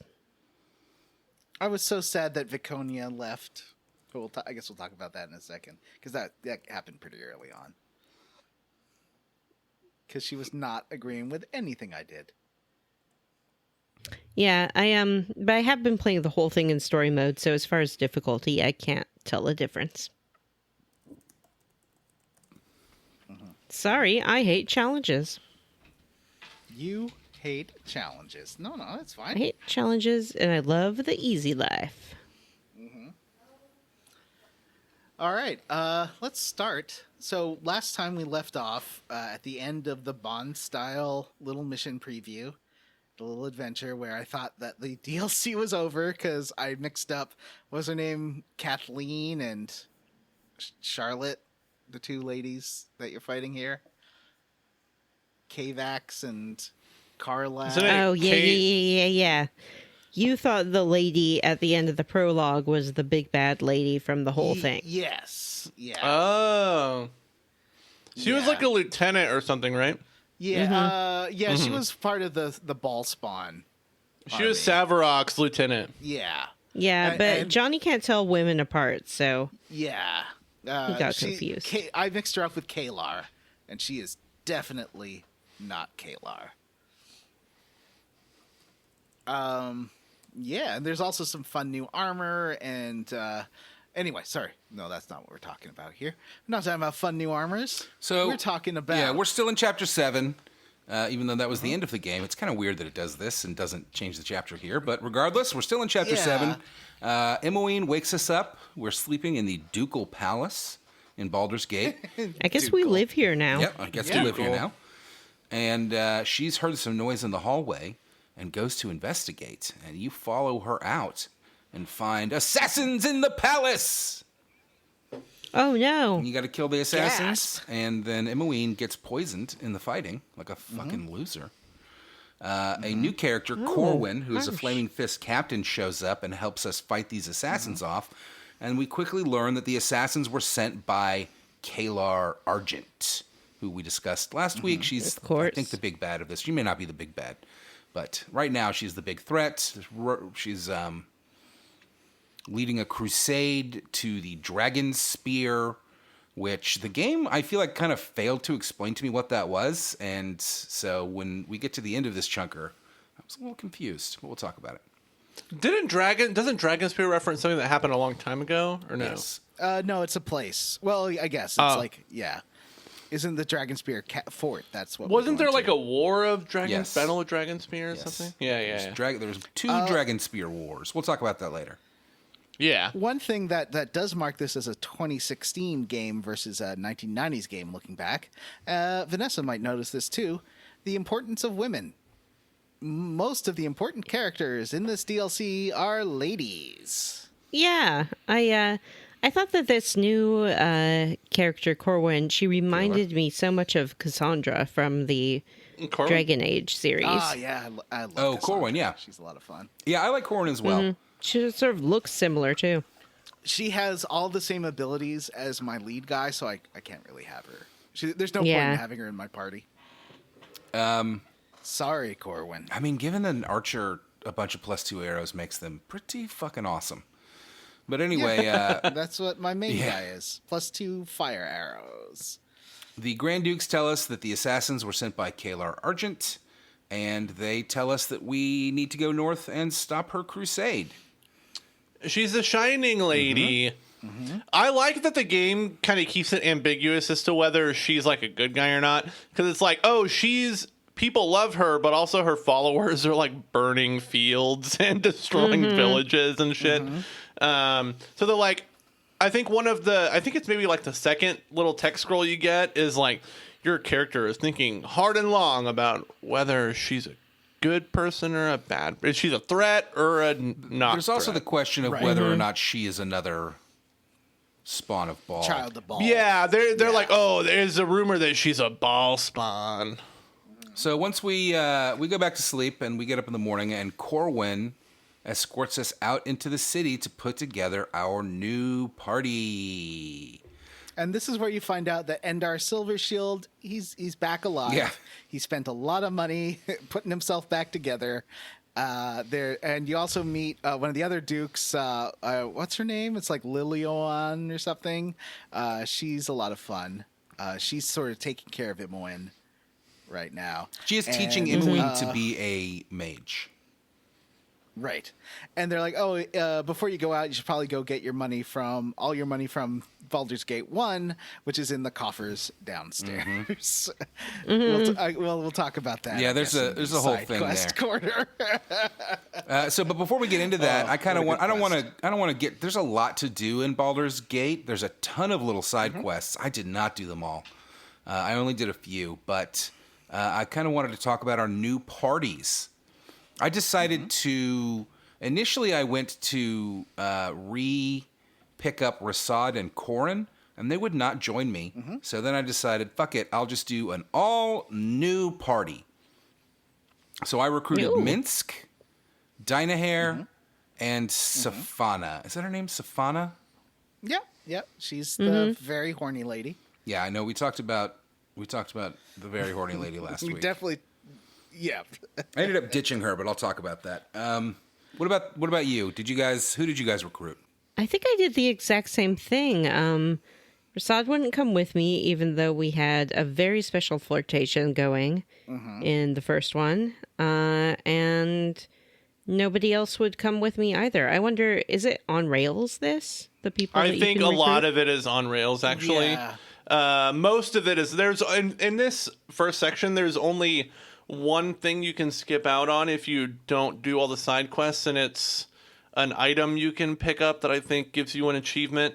But otherwise, you can skip all the side stuff, and you'll still end up with the same party composition. Oh, Yeah, goodness. I don't think you have to do the money side quest. I know that's pretty optional. You don't have to do any of them. There's only, like, if you want the achievements, there's one that you have to do to get this item that you can miss. Otherwise, there's nothing, like, essential other than the main story in this section. Right. So I guess I'll talk about my character. Although he is in Chapter 8, but he's right at the beginning of Chapter 8. I got Glint as my healer. He is wonderful. So Jim, you had Glint in your party in Baldur's Gate 1, right? He's a real goof. What was his deal? I still don't quite, because he kind of talks about stuff, but I think because I didn't get him in Baldur's Gate 1, I don't know his entire deal. I don't remember his whole deal. I just remember picking him up, and he's like, "Oh, I bet you want a cool dwarf like me in your party." And I was like, "You know what? I really do." Or a halfling? Yeah, he's Oh, gnome, he's a gnome. yeah. He's a Yeah. gnome for sure. Yeah, he's like this cool He does. He looks like a garden gnome. He looks like a guy that I had a crush on in my 20s. So I have him in my party. And then just Minsk and Dinah here, who I had in my party before. So it's good to, and like they have all their weapons from Baldur's Gate 1. So it's good to have them back because they have lots of good stuff on them. And then I also recruited Jada here and Dude Face later. What was his name? The bard. He sucks. Voglin. I love Voglin. He's fantastic. He's Viking.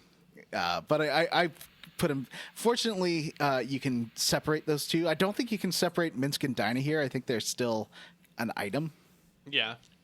So those two come together. Doesn't Dinah here leave your party, or is that someone else in the beginning? Oh, you know what? When I ended Chapter 7, I had Viconia in my party. One of them like straight up leaves your party in the beginning of the expansion. I think it's Dinah here. Well, Imoen leaves. Imoen leaves. Oh, that's right. That's right. It's Imoen is not recruitable in this. Yeah. But I do like that Viconia is evil, and so for all of Chapter 7, she was just criticizing me for helping out people and being nice, and that was pretty great. I won't recruit the evil ones because you immediately take a 2-point hit to your reputation if you recruit an evil character. Aw. I recruited everyone, pretty much. There's a ton of side quests. As I said, the one that I will talk about some of them later, but the one that I wanted to reference here before I talk about it later is that, as Johnny said, they tell you to go get your money from the palace treasurer. I had about 150,000 gold. And when I find the palace treasurer, Ophilis, whatever, we find out that he bet all of our money on a dog race and lost. The streets are full of refugees, and that's another change in the engine. I don't think that Baldur's Gate 1 would have run at all with this many people on screen. And so this expansion lets you have like hundreds of NPCs. Yeah, the streets are very on packed. Screen at once. The map's totally different too. It's the same, but it's not. It is not the map. It's just it doesn't work like the map in the first one. Now you get like a world map with like just a few locations. There's the 3 Kegs Inn. Yeah, you can't go everywhere in the city. Elven Star Inn, Sorcerer's Sundries. You can go to the Flaming Fist. You can go to Iron Throne. So can you recruit Skye, or is she always going to be kind of just hanging around on the periphery? Okay. I really like her. She's a lot of fun. I got a spoiler about Ski, by the way, is how her name is pronounced by her father. Oh. So we recruit our party, and then we return back to the palace, and Corwin tells us to go check on Imoen before we leave. We're going to leave in the morning. So go check on Imoen before we go to sleep. And when you walk into your room where Imoen is, you meet the hooded man. Yeah, what's with this guy? He's, I think a lot of the stuff we're going to find out about and people we're going to meet in this are it's really setting up Baldur's Gate 2 more than going to give us a full story for them, which is a bummer. He's got, it's a very recognizable voice actor. I'm going to look it up. What was the game we played last year that had the hooded man that kept showing up and then turned out he was your dad? Oh, that was Xenogears. Oh yeah. Oh right, yeah. And I've to be clear, I've been replaying Bowser's Inside Story, and when he said hooded man kept showing up, I thought it was that little mite guy that drives around on his little platform that convinced Bowser to swallow everybody. to be clear, when I say what's with this guy, it's a rhetorical question. I want to find out the answer for myself. The hooded man is played by David Warner, who was in Titanic, Tron, In the Mouth of Madness, Star Trek 6. Oh, yeah. A bunch of other stuff. Oh, yeah. Tron in the Mouth of Madness. No. That would be an awesome movie. Is that would be an awesome movie. That movie you saw, Underwater Crawl Beneath, where Kristen... Oh, you keep thinking Underwater and Crawl are the same movie. And Beneath. No. And what's Beneath? What was that? Wasn't that the one where the girl and her daughter are trapped in a house that's flooding? No. Or Wait. a girl and her father, I mean. No, that's Crawl. Wasn't there another one that was like that, though? Maybe I'm Panic thinking- Room. Another water movie. I don't Waterworld. know. Jaws. I'll Google it. But anyway, you continue. Um, 6 high school students celebrating in the middle of a lake find themselves trapped in a rowboat due to a man-eating fish. It What's stars that? What? Mackenzie Beneath. No one famous is in it. Piranha 3 Never Double seen D. that. Anyway, The Poseidon we Adventure. meet this hooded man. He asks us a lot of questions, and he tells us that he'll be watching us. He's kind of a creep. Gross, weird. And then Emily Yeah. tells us that she's too weak to join us from the poisoning. So we go to sleep, and in the middle of the night, Ski wakes you up to tell you that she's joined the Flaming Fists under a fake name. And she's very excited and So tells you I not to didn't tell her interact father. with Ski. I didn't interact with Ski at all in the first game. neither. So I was like, who Yeah. are you? Why are you waking me up to tell me this? I don't I care. think we talked about it last week or the week before. She was, if you meet a guy out in the Edwin. Cloakwood who asks you to help him like rescue a princess, and if you follow that, And he's recruitable in this one, too. I definitely had Edwin in my party for 1 second, and then everyone got mad at me. Because he's bad. you should probably stop doing that. Yeah, he asked me to do that, and then I was like, this seems like you want me to kidnap a little Yeah. girl, and I'm not going to do that. I think he's talking about Sky. Who is, or Ski. Ski. She's not a little girl. She seems pretty young, actually, but in the morning, she is Entar really? Silvershield's daughter. So anyway, in the morning, we wake up, we go talk to the Grand Dukes again. You can tell Entar Silverhand about his daughter joining the Flaming Fist. Did anybody else do that? I did. Yeah, I He did. gave me a I would. cool ring. No way. He already knew. I already told. You know what? I promised her I wouldn't. So I don't know. I didn't promise her anything.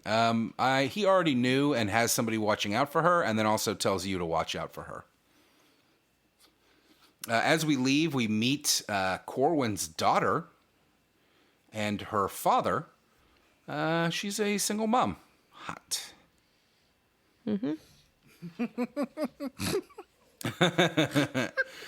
We leave town, and as we leave, the people of Baldur's Gate are like cheering us on. And as Johnny said, there's like 1 million people in the streets. There's some whispering about whether we're ball spawns or not, and you can choose to give a little speech. I gave like a real simple, like, we're gonna go do our best speech. Me too. I was like, it doesn't matter who my father is. It's about what I do, not whose lineage I'm in. And everyone's like that. So don't worry about Well, you it. can have drinks with Corwin when you're out walking around recruiting people as well. So I think that that's a romance option. I had a whole Safana and is it Corwin? Who's the guy that her Corin, ex- Coran, Corin. Oh, right. Yeah. Yeah, when you go so recruit- I watched them get into a Yeah. little fight. She throws him out of her room. I guess they break up. I had Corin, and I never met Yeah. Safana, so I don't know what's going on here. I had both of them in my party for a little bit, not at the same time, but I guess they really like each other. Safana's fucking annoying. Yes, she basically stops you every 5 minutes to tell her that she's beautiful. I'm like, I'm really not interested in you. That's funny. And she's Oh, like, I don't get that with her. oh, You're playing a lady is it character. 'cause- and I'm she's- playing a lady character, and I'm already pretty in deep with I Rasad was too. trying to do a relationship with Nira, and it just kind of fizzled in in the first part of this, in old school Baldur's Gate. So I've decided that that's not what's going Did on. you ever run into the dwarf who Nira put a pot over his head, slammed on the pot until he passed out, and then she robbed him? And she's like, "Oh, it's a misunderstanding." Yeah, I paid him off. Yeah, me too. That was in Baldur's Gate. I never saw that guy. That sounds amazing. He And you're does like, not like Nira. You're like, I paid him off, and then you're like, well, at least it's all out in the open now. And she's like, yeah. If we meet a dwarf named whatever, though, let's not talk to him. Let's go. How many people have you done this to? Anyway, we give her a little speech, and we leave, and that leads us into Chapter 8, which... I assumed Vanessa was gonna really like the fact that when you leave the city, everyone's cheering and calling their name. I assume she called her main Yeah. character Vanessa, and so everyone was just like, Vanessa, Vanessa, you're the best. I didn't call my main character Vanessa. I called my main character Bridget of Kildare Oh, that's right. because I started the game on St. Patrick's Day. So What a dork. it's a good name. I think it's a great name. It's a great fantasy name We for a real We saint. start chapter 8 at the Flaming Fist encampment at the Coastway Crossing. And it's like a little mini city. There's a place for you to sleep. There's a guy that sells stuff. It's great. Your chest is there. Party members that you My chest is always with me. Baboink. party members that you don't or did not pick up that you can pick up will wait for you at the Flaming Fist encampment, which does move as you progress. But it seems like I don't know if it's always going to be there, but right now there's always a Flaming Fist encampment. If you want to change your party up, this is where I ditched Safana and I picked up Glint because I only had 4 people. I did meet Viconia and I decided not to recruit her because she was evil. Because all the drows are evil in this racist ass setting. That's not true. We met Drizzt And Do'Urden. she's like, she's super like, hey, sorry, we just because she left my party right after this, and she's like, I respect what you're doing, but we just are our beliefs are so different. We can't. You can't have evil. But then she characters just in your goes party. back. She just went back to the camp, and she's still hanging out there. Well, yeah, she's still we are picking people up for this march against the crusade along the way. Anyway, I got Glint, who is a cleric / thief, and Johnny already talked about how great and cute he is, but he's a lot of fun, and I like him. And then I was like, I don't need 2 thieves. Get the fuck out of here, Safana, because as Johnny said, she stops you constantly. And it's like trying to force a romance on you with Safana. And I was just like, I don't fucking think so, game. This is not the type of person I like. Yeah, But she's super very- hot to trot. What's not to like? She reminds me of like, what was the name of Stifler's mom actress? Kind of that sort of, Yeah. or maybe Mae Jennifer West. Coolidge? Yeah, she's like a Mae Westy Jennifer Coolidge, like older lady who still wants to prove she's got what it takes. I didn't think that she was older, but okay. That's just the impression I got. At the Coastway She's Crossing, very you can Mae run across Westy. Jahira, and she's got a bard named Voglin with her. And it tried to get me to recruit Jahira, but I was like, no way, you sucked. So I sent them back to the camp, but then I followed them back and picked up Voglin because I realized he was a bard, and I wanted a bard. And he has hand axes. He has a bunch of +1 hand axes that he throws, and they're pretty great. Bard it up, folks. I keep finding a lot of good bard gear, but I wasn't sure who the bard He's was. a skald, Yeah, which is it's- basically a Viking. Ah, There is some Scald specific gear that I found, but I just I let it. Fortunately, you can break up Jahira and him, and then just have Jahira because she's the party member that I wanted, so that I have 2 healers, and both of one's a healer. I think Glint is a healer thief. Yes, Is that that's what I right? said. Or He's is a he healer? cleric Okay. thief, so he is Yeah, acting as my which is healer. pretty useful. Yes, it is very helpful. But I still have Safana, so they're both detecting traps, and that helps. Having 2 people looking out for you. I also, Corwin asked if she could join me, and I did allow her to. So she's my 6th party member, and now Corwin and my character are flirting a lot. It's great. I'm going to be a stepdad. So anyway, there's a bunch of side quests here. We don't need to go through them all. I didn't do them all, but there's the menhirs, which are stones that hum, and you can activate them all for like a reward and a little side quest. There's a refugee camp to the east, and there's an innkeeper there named Tacos, whose inn burned down, and he'll ask you to retrieve 3 heirlooms for him. Johnny will talk about one of those at the end of the episode. There's Balos Black Pits, which was funny. I kind of stumbled across. It's like a pit fighting thing, but he's got animals that he has fighting each other, and he's talking about these animals. He's like, we've got a wolverine, and he talks it up, and then a rat comes out, and he's like, we have this honey badger, and he talks it up, and a squirrel comes out. It was fun. it was pretty great. I enjoyed that a lot, and I guess would it be getting too into side quest to talk about some stuff that happens at that Go pit? ahead, please. So at the pit, there is a goblin who's one of the people or creatures that he's recruited to fight in his pit. And when the fight starts with the goblin's like, this isn't what our deal was. You didn't tell me I was going to have to fight a rat. I hate you. You suck. And so I think that what happens is she gets into the pit and then kind of just casts a spell and zaps on out of there and freaks everyone out. And they all go running around.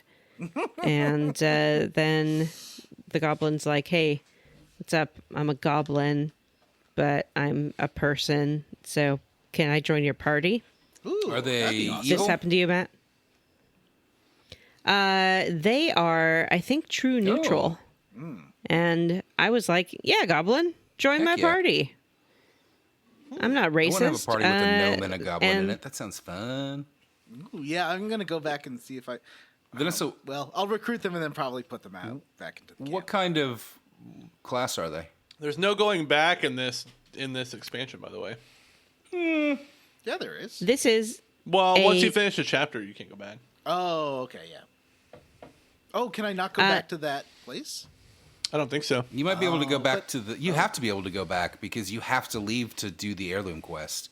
But I don't think the camp will Yeah, be there I anymore. already. Yeah. Okay. Sorry, Vanessa. Sorry. That's right. She is a goblin shaman. And she's pretty interesting. She's true neutral. She is kind of older. She's pretty sassy. I enjoy having her around a lot. I did take a little reputation hit for having her in my party because people don't like goblins, but only down to like 18 because I was at 20 before. And by keeping her with me and doing good stuff, I was able to get it back up to 20. Nice. Yeah, I wish I could recall her name, but I cannot, and I apologize. There's a whole side quest to the southeast in a cave that I'll talk about quickly. It was kind of involved, but it's kind of too long to do in the side quest corner. And also, I thought I had a great ending. Did anybody else? I don't think I did this one. Is that like south of the wrecked inn? Yeah, like southeast of the wrecked inn. Okay. You run across a dwarf outside a cave fighting some zombies, and you kill the zombies. And he tells us that he was with a mining operation that was in the cave, and that the group was attacked by undead. So I offered to go in and help him. And inside I found a guy named Brother Deepvein and a few other dwarves under attack by undead, so I saved them. And then Brother Deepvein asked me to go get the kind of the boss of the operation, Gurn Coldhearth's corpse, because he died, and to bring it back to him. So you kind of go further in.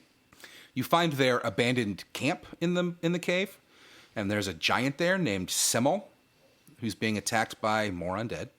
And you can save him, or you can kill him. I saved him and sent him back to Deepvein, and he's cool. He looks great. He's a giant. He's just this big old fucking sprite lumbering around. It's awesome. Ooh, sounds like a Johnny. Yeah, boy it does.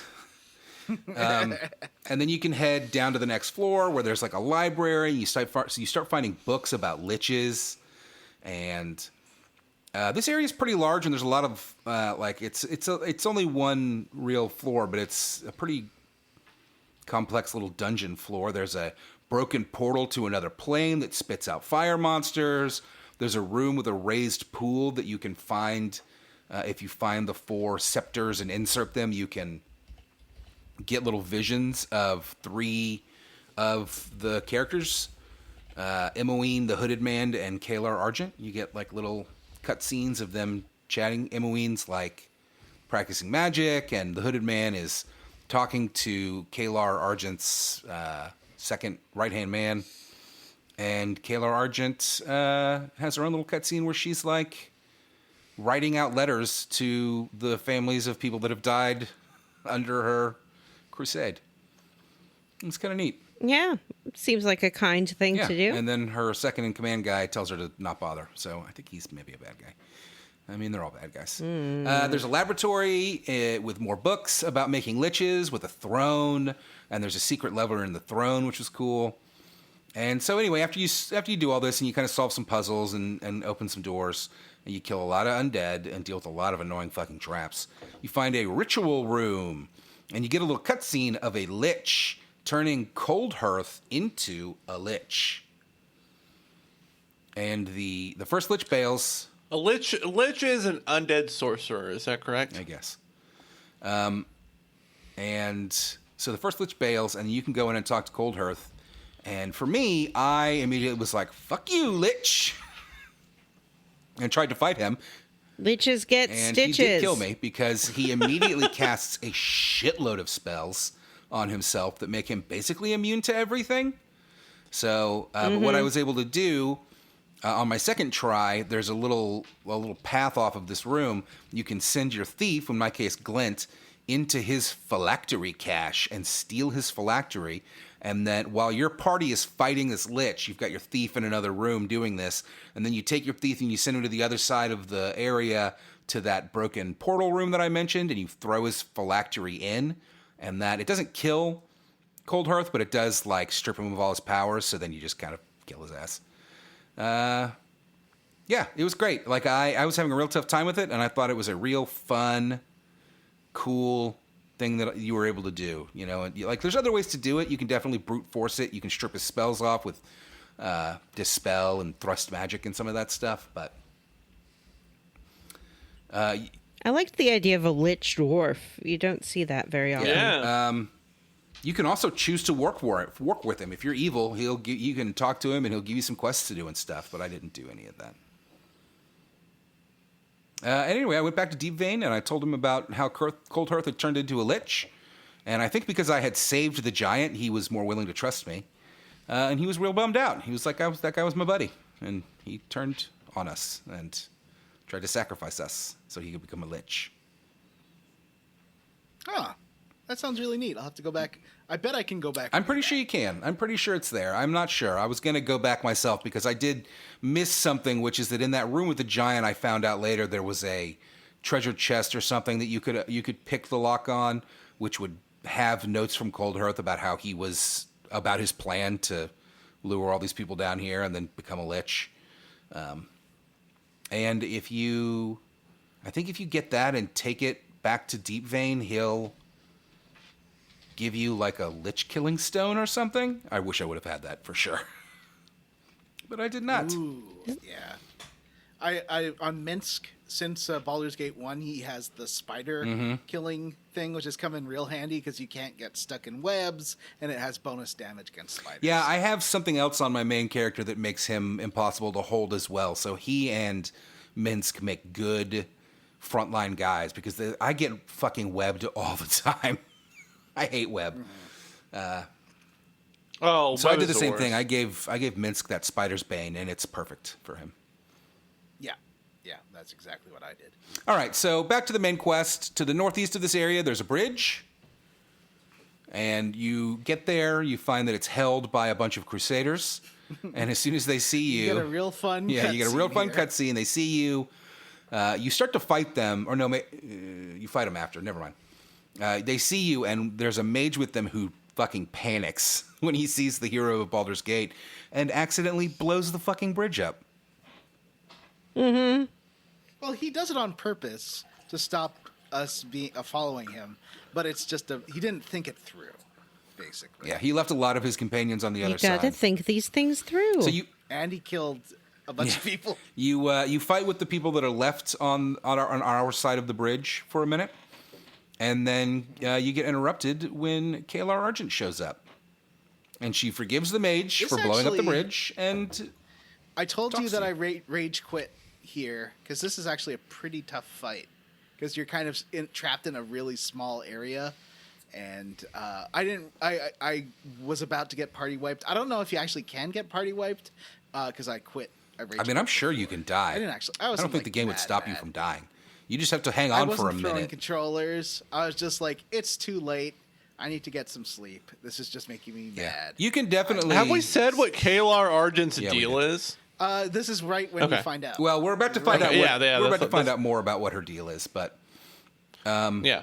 So actually, after you talk to her, Johnny, you can still fight those guys. Like I did not, but you can reinitiate the fight with them. So if you want to kill them, now's your chance. Nah, I don't take. I'm not gonna. My big problem They're- is they're- like it's a real like squarely against for me is once you get up in levels, how many fucking experience points it takes to level up.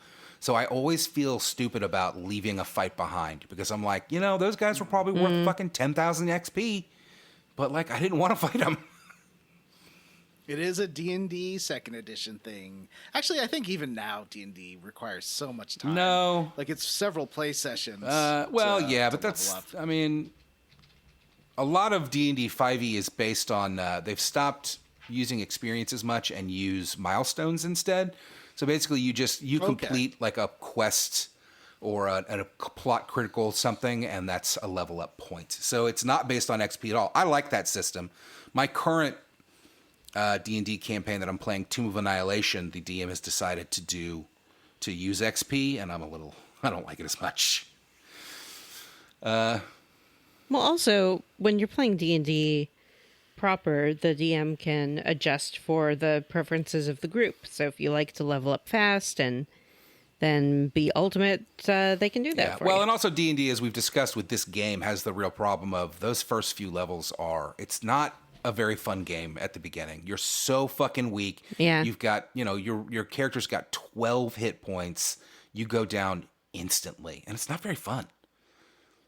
I was thinking about it the other day. I think a good idea for a game would be you start off with a buttload of health, and then you can never regain health. Like you start off with like 10,000 health, and as the campaign or the game wears on, you just lose your health. Because then it would make it harder at the end. Sounds like a metaphor for living with a chronic disease. This game is very touching. All right. Anyway, so we talked to Caelar Argent. She stands across the broken bridge and chats with us. First, I was like, "Hey, fuck you! You sent some assassins after me." And she's like, "Oh, did you think those assassins were meant to kill you?" And I was straight up like, "What are you talking about? Like, clearly they were. They very clearly were. You fucking idiot." Yeah, but she explains, but your friend who got poisoned, did she die? And you're like, no, actually, she didn't die. So she tells us that the reason she has put this crusade together and is marching on Dragonspear is because the souls of the dead from the 2 Dragonspear wars are trapped in the 9 hells, and she intends to free them. Now, this threw me for a bit of a loop because I don't really know what Dragonspear is other than I just assume a castle.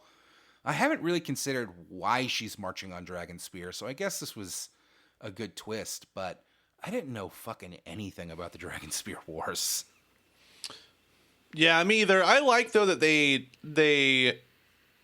it makes the world feel bigger when they explain when they kind of include stuff like this, and when they include like kind of cosmic lore, like the 9 hells and stuff outside of the ball stuff. It just makes everything feel it hooked me a little more than the first game did, where like the first game felt very regional until you got the ball stuff, which was kind of at the very end.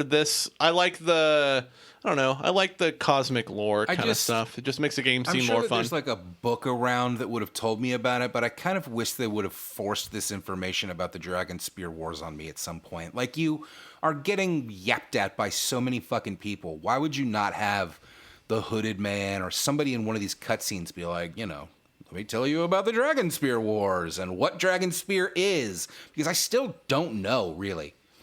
I mean, I guess it's like a 4. You gotta read books. When you're wandering around, you find books. They'll tell you all about everything. But I don't want to do that. You don't want to Yeah, read. because your wrist will hurt. Plot critical stuff should definitely, I feel like, be, in the main thrust of the story and not like stuff you find. Anyway. I like your joke, Yes. Vanessa. Thank you, Johnny. So, John, Vanessa, what did y'all think about this? I thought it was interesting. She sounds like a religious fanatic to me. But I suppose in a world where gods are real and tangible, why wouldn't you Oh, be? that reminds me. I didn't put it in the notes, but we do ask her if she is a spawn of Baal, and she says no. She is an Aasimar. Yeah, that's the part I found really interesting. She's super into ASMR, and Yeah. her like great grandmother was some kind of celestial being, basically like an angel, and so she has god powers. That's why her eyes glow. There's a great little scene with some mage where he's like, I can see the like celestial energy emanating off you, and she's like, I don't have to listen to some asshole mage. Shut the fuck he up. casts a spell on Like, her, and she's leaves. like, "Fuck you." Yeah, she's like glowing. Yeah. In fact, I think she says something like, "Get your filthy magic off of me." So weird. Yeah. Wow, judgy. So we head back to the One thing- Go ahead. One thing I like in this expansion is it doesn't just do the KOTOR, Dragon Age. Well, actually, Dragon Age doesn't really. KOTOR, Mass Effect, good, bad. There is another axis to it. There is lawful and chaotic, and I think that this is sort of an interesting character who is on the good end of the spectrum, but she's lawful good, which means like no nuance, no like allowing for change. She is like the strictest. You know how good isn't nice? I wouldn't is call sort of her a thing that a lawful lot good. of- I think she's chaotic. She's I would say that because we learn a bit about her having like been a part of some organization that she was trying to use to accomplish her goals, and then leaving them and being like, "Fuck you, I'll do it myself." And now she's put together this crusade. She is kind of idealistic in a sense. Like she Yeah. sees her motivations as pure, but like she lets her followers do whatever I mean, the hell I they don't- want in service of her I don't- vision. But there's a quest that we'll talk about in Side Quest Corner that is very much chaotic good versus lawful Interesting. good, and I thought that was really interesting. All right, so let's get to that. We march back. We head back to the Flaming Fist camp. We explain what happened with the bridge. They tell us that the next bridge is 10 days away, or as they say in the game, a tens day or something. It was weird. A 10-day. And Not a fortnight. and now you can finally leave the area and head to this next bridge, which is like Borskir Bridge. Boriskir? I don't know. Burger. And that's where we're going to leave it. I think we said that we would end at the bridge, but we cut it a little short because this fucking thing is packed. Yeah, there's a lot of stuff. Well, and that's one thing I find really interesting too is these maps are pretty small, but there's hours of content in one of these little small maps. I think it uses the space really well in an interesting way. It's also, I noticed some of these in this first area, there's a lot of quests that are like setting you up to do some things and then come back. And I mean, I guess that they did that in the other, in the regular Baldur's Gate as well. But it seems a little surprising in this smaller version to be like the one I mentioned about the heirlooms where they're like, you're gonna have to go fucking find those things. I know there's a necklace somebody asks for that you can't get until chapter 10. Because I was like, oh, I'll knock this little quest out and get some XP, and I looked it up and was like, oh, I can't. Anyway, I think next time we will play to the Underground River, which is in chapter 10, because I think there's way too much left to try and finish the game. I'm honestly not even sure that this is short enough, because I was looking through a guide to see how much, and these upcoming areas all look fucking huge. So, but that's what we're going to try for, play to the Underground River in chapter 10. Yay! So let's get into our side quest corner. Johnny, you've got one you want to talk about. Why don't you kick us off? So, it's weird once you leave that initial camp map, the one with all those glowy stones and you can sing at the stones and then the stones get in fights with you. I'm not talking about that, although that's an interesting side Yeah, I quest didn't too. do that one. There's more of them, I think, because I can only find 3 There's on 6. that main map. 3 or yeah, so there's more that I gotta find. I went to there's like the woods to the west, And I ran into some lawful good people that are like, hey, we're stalking this vampire. He knows we're here. I think we can lure him out at night. So why don't you meet us back here at nighttime? And when they say nighttime, they don't mean when it gets dark. It has to be 10 p.m. Oh, really? I had to like nap twice Yeah. to get this to kick off. You also notice that one of them is carrying around a dwarven shield that looks a lot like an heirloom we're supposed to collect. Uh-oh. So I came back later, and they're like, okay, the vampire's coming. The vampire's like, hey, can I talk for a sec? And they're like, don't talk to the vampire. He'll lure you in with his evil ways, and his venomous words will get inside your brain. I'm like, no, let's just talk. I'm not killing him without talking to him first. And he's like, hey, let's just chill. I could have killed you anytime. I'm not trying to kill you. I'm fine. Let's just leave me alone. And then I was like, I said to the lady, hey, lady, this vampire, he's not harming anyone. Let's just leave him alone. She's like, no, how could you? Are you in bed with the vampire? He's already infected your mind. I talked to the other guy. I was like, hey, dude, are you following this lady? He's like, yeah, she's a little nutty, but I don't want to like get on her bad side. So then she's like, if it's either you or us. And I was like, well, I'm not going to kill the vampire, so come at me. And they did. And I blew them up.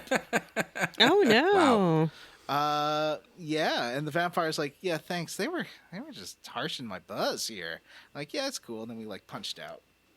I did this quest as well, but I did not fall for the vampire's tricks. Johnny, it is a vampire, so by its nature, it is harming people. Mm-hmm. So I did do it a smash, and then I followed it into its cave and staked it when it reformed in its coffin.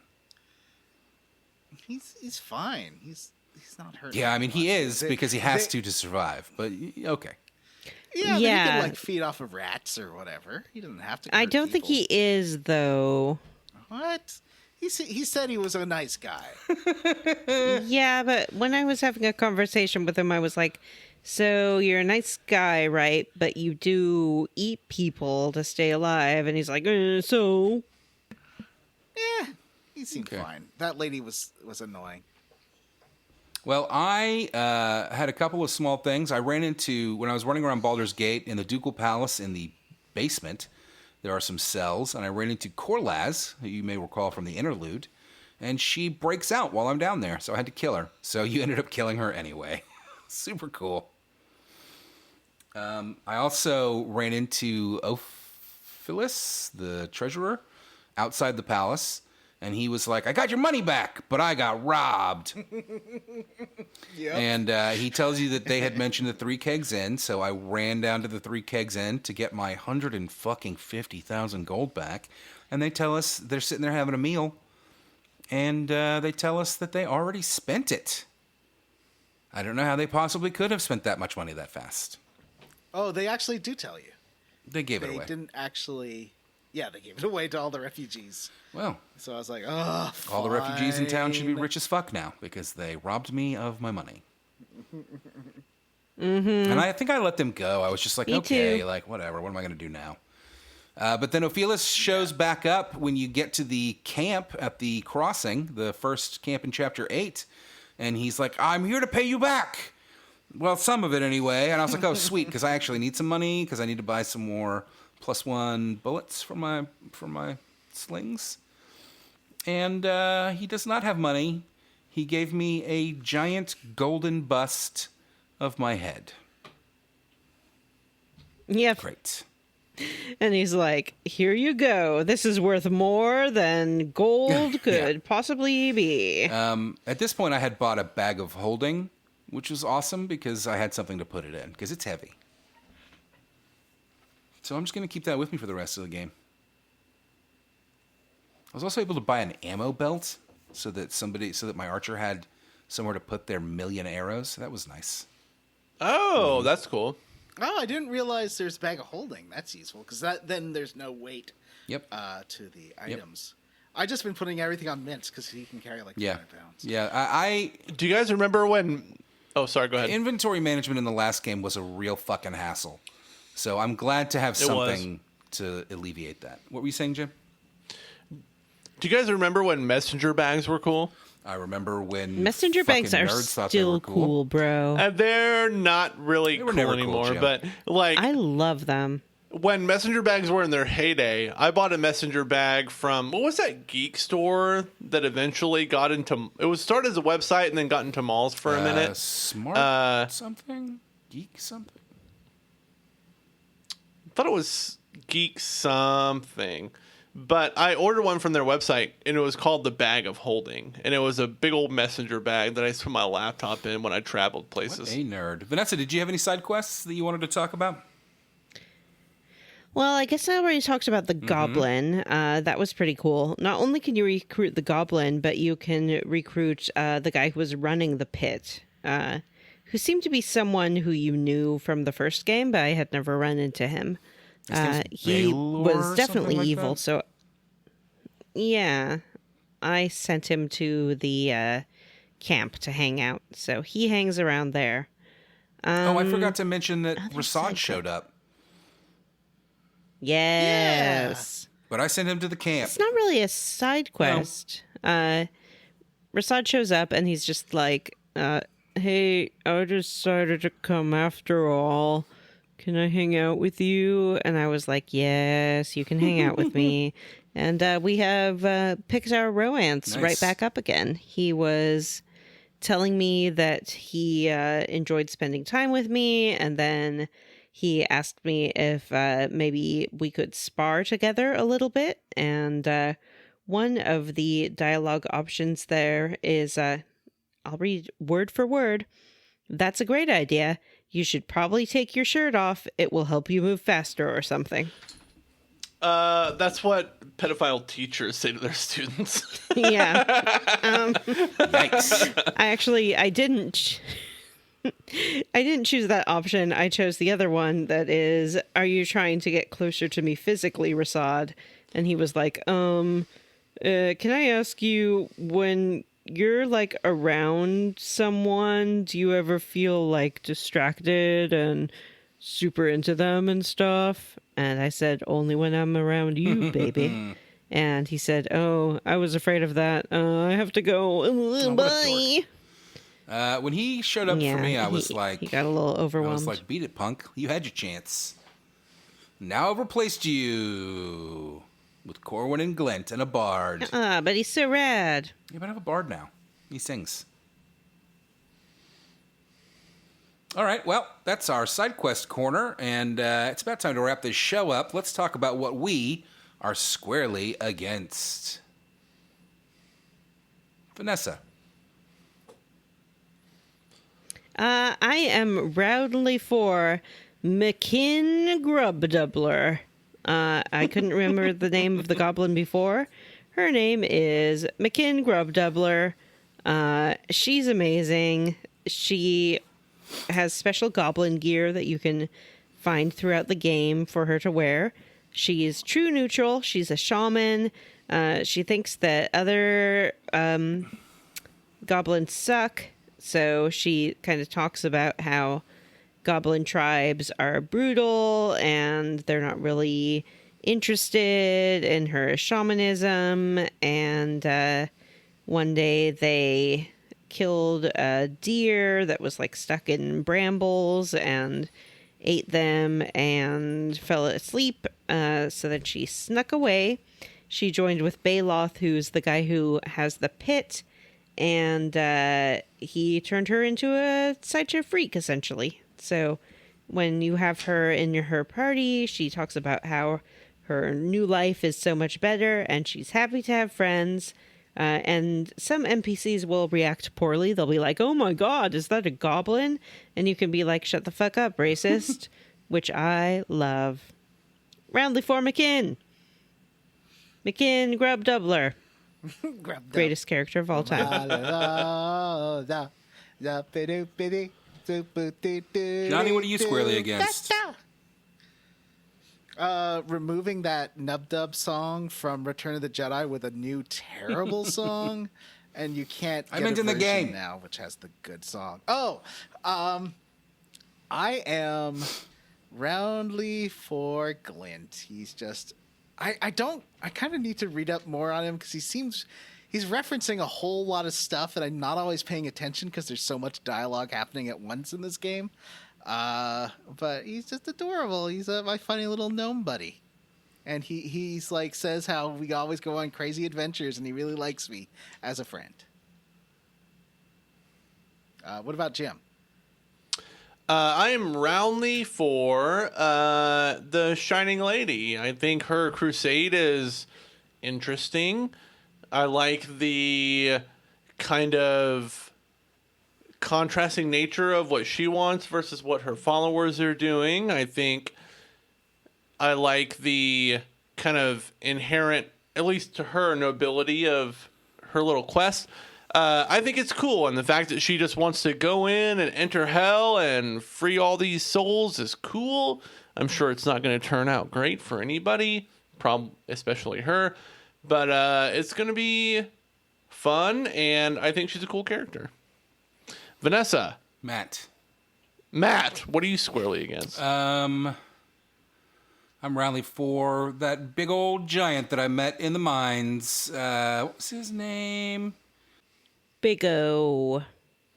Simal. I thought it was fun. You don't learn a lot Vigo?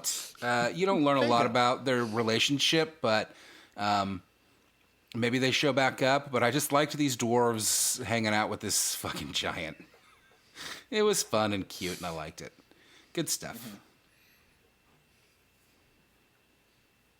So, we did receive an email this week. Vanessa, would you mind reading that? I sent it to the group chat a little while ago. I don't mind reading it at all. In fact, it would be my pleasure. All right. If I can manage to do it without adding an extra syllable to it. I've been adding an extra syllable to a lot of words tonight. I don't know if you've noticed. When Vanessa's brain starts shutting down, it just starts adding. It's like it like sputters. Yeah. Yep. This is the syllables. I'm sorry, I don't mean to mock stuttering. I have a stutter, and I find that offensive. Yeah. Burger time. This email is from Cal, and its title is Twins. Heyo, Scooters to Bumpkins here. Oh, I guess shut out the part where I call him Cal. This email is from To Bumpkins, and it's titled Twins. Heyo, Scooters to Bumpkins here. My wife and I are expecting a boy/girl twins in a few months. So I thought I would ask Mr. Jim Banks for twin advice.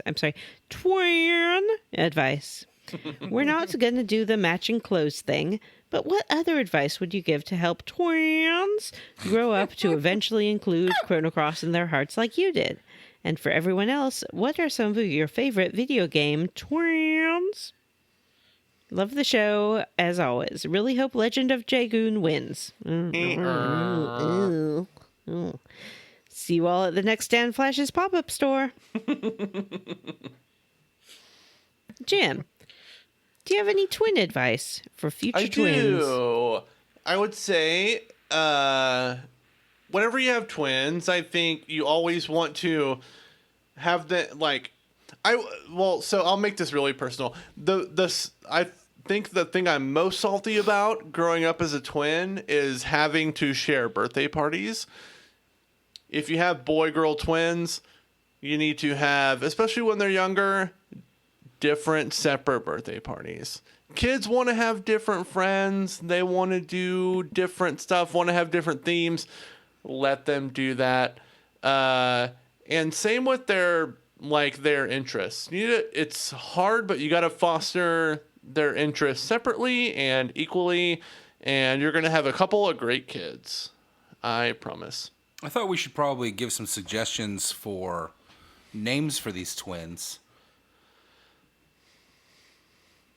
Since Tabumpkins went ahead and wrote in about these upcoming twins. Mm-hmm. I mean, I think they should be JRPG related. I think Stumpkins and Clumpkins? I think boy, girl. Cloud and Tifa would be a great. Beatrix and Steiner. Palom and Porum. Yeah. Classic. Titus and Yuna, Yeah, obviously. the first two couples you recommended were like romantically involved. I don't know if that's the message you want to send with That's your true. twins. It should be more like a Luca Robo relationship. I wish my name would have been Robo. I wish your name would have been Robo too, actually. Robo Banks. That sounds I feel great. like you would be a completely I different don't know. person if your name was Robo. Robo. You don't want to have a B last name if your first name is Robo. Bobat. Like that. That doesn't work. That doesn't flow. What about? Let's see. Other twins. When Matt first posed this question to the group, my first Edgar answer was and the Sabin. dinner. I like the dinner twins from Dinner. Yeah. Infinite Dinner. Undiscovery. Infinite Undiscovery. That's right. Riku and brother. That would be a good twin name. Yeah. My favorite you're right. twins that Yeah, I thought yeah. of are the twins from BioShock Infinite, who are not actually boy-girl yeah. twins. They are the Right. same person from different multiverses. What are their names? Lutesi twins. Yeah, The the Lutesi Lutesi twins. twins. That's right. So how about Lou for a boy and Tess for a girl? There you go. Listeners, write in with your twin name suggestions for T Bumpkins. And I'm sure he'd love that. It's not what he wrote to us about, and there's nothing expectant parents love more than getting name suggestions I will from say people just they like- don't know. Yeah, to go back to the original question, the best advice I can give is that when you want to group something because they're twins, don't do it. Whether it's an outfit or a party, when they're babies, nobody cares. They're not going to remember that. But like when they're kids, treat them as distinct little humans. I remember being on a bus once and overhearing a conversation where this girl said to these two guys, "Are you guys twins?" And they were both like, "We are." And then she pulled out a picture. She goes, "I'm an identical twin too. We're so and so and so and so." And they like cheered right up. It's like they obviously got the twin question all the time and were tired of being identified that way, but we're delighted to meet someone who shared their experience. It is, yeah. And speaking of someone who shared every birthday until they were in their teens, having your own birthday is awesome. you don't realize how great it is until you finally get your own when you've shared all of them. So having a twin is great, but sharing everything is not. And probably don't say twins as twins every time you say it. No, that's super cool. You should definitely. Speaking of distinct humans can join our Patreon. Jim. They can, and they can do so at patreon.com/SquareRootsPodcast. On that Patreon, we have a ton of bonus content. We've got some movie commentaries. We've got some Level Up podcasts.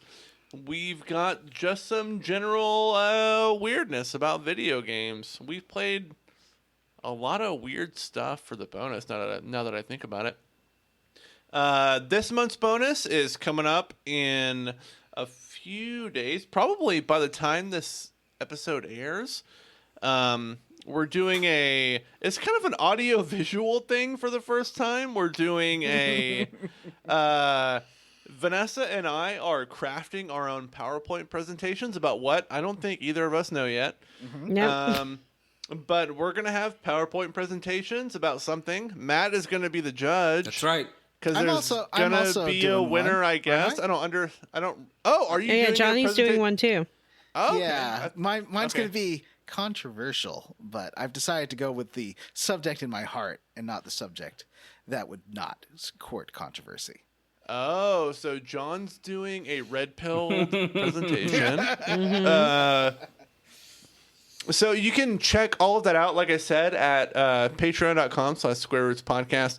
Another benefit of being a patron is every week we like to thank some of our patrons in person, and I would like to kick us off this week By flying around the country.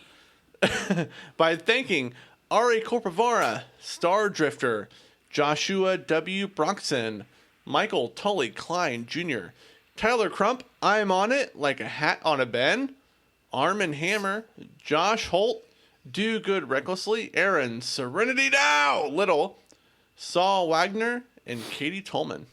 I'd like to thank Ian Frederick, John Scala, Carmen Liz, David Shook, Julie, Robert T., Orcus the Great, Amanda Douglas, Dragon D's Baldur's Across Your Face, Jack Mazel, Oh, yeah! Jack Mazel, Chris Penyak, and RP Sieges. I would like to thank Joshua Rose, CharityWater.org, Jared Collins, Mostly Rational Person, David Green, Clue 1, Sephiroth's theme song, Clue 2, Tommy's cousin on the show Rugrats. The answer is One-Winged Angela. Nope. No? The answer is One-Winged Angelica? Oh, you're One-winged right. it is, right. One-winged Angelica. Well, I was pretty close, but Johnny gets the point. Yeah! Codab Games. Me name's Commander Grint, and this is my favorite store in Massachusetts. Oh no, Ryan Schmidt. Gigantifield Microspace Fied. Hamster. Gigantified. Thank you very much. And Keysby Knights. I'd like to thank Joseph, Gazel Shirley! Dovahkiin's Discount Dragon Barn, Chad Wilson. Seattle Sounders are soccer champions from Alaska to Trinidad. What is Baldur's Gate Baldur then? Me? John. I still have hair in the back. Although I try to shave it down. Wishbone is gay. Isaac Wright. Evan washing the wind. Loafing around. Ooh, we haven't had one of those in a while. We Andy haven't. Best, Sean Walsh, and Adam. All right, everyone, that's it for this episode of Square Roots. If you'd like to have an email read on the air, you can email us at squarerootspodcast@gmail.com. Come see us at our Facebook group, the Square Roots Podcast Group for smart, cool, very attractive people, or find us on Twitter at Square Roots Pod. Don't forget to rate, review, and subscribe on iTunes, Ghana, or wherever you listen to podcasts. Thanks to Stephen Morris for our Square Roots theme. You can find Stephen on Twitter as Beige on Beige and on YouTube. Links are in the show notes. All right, for Square Roots, I am Jim Banks. I'm Matthew Van Zant. I'm Johnny Brandon. And I'm Vanessa. Bye.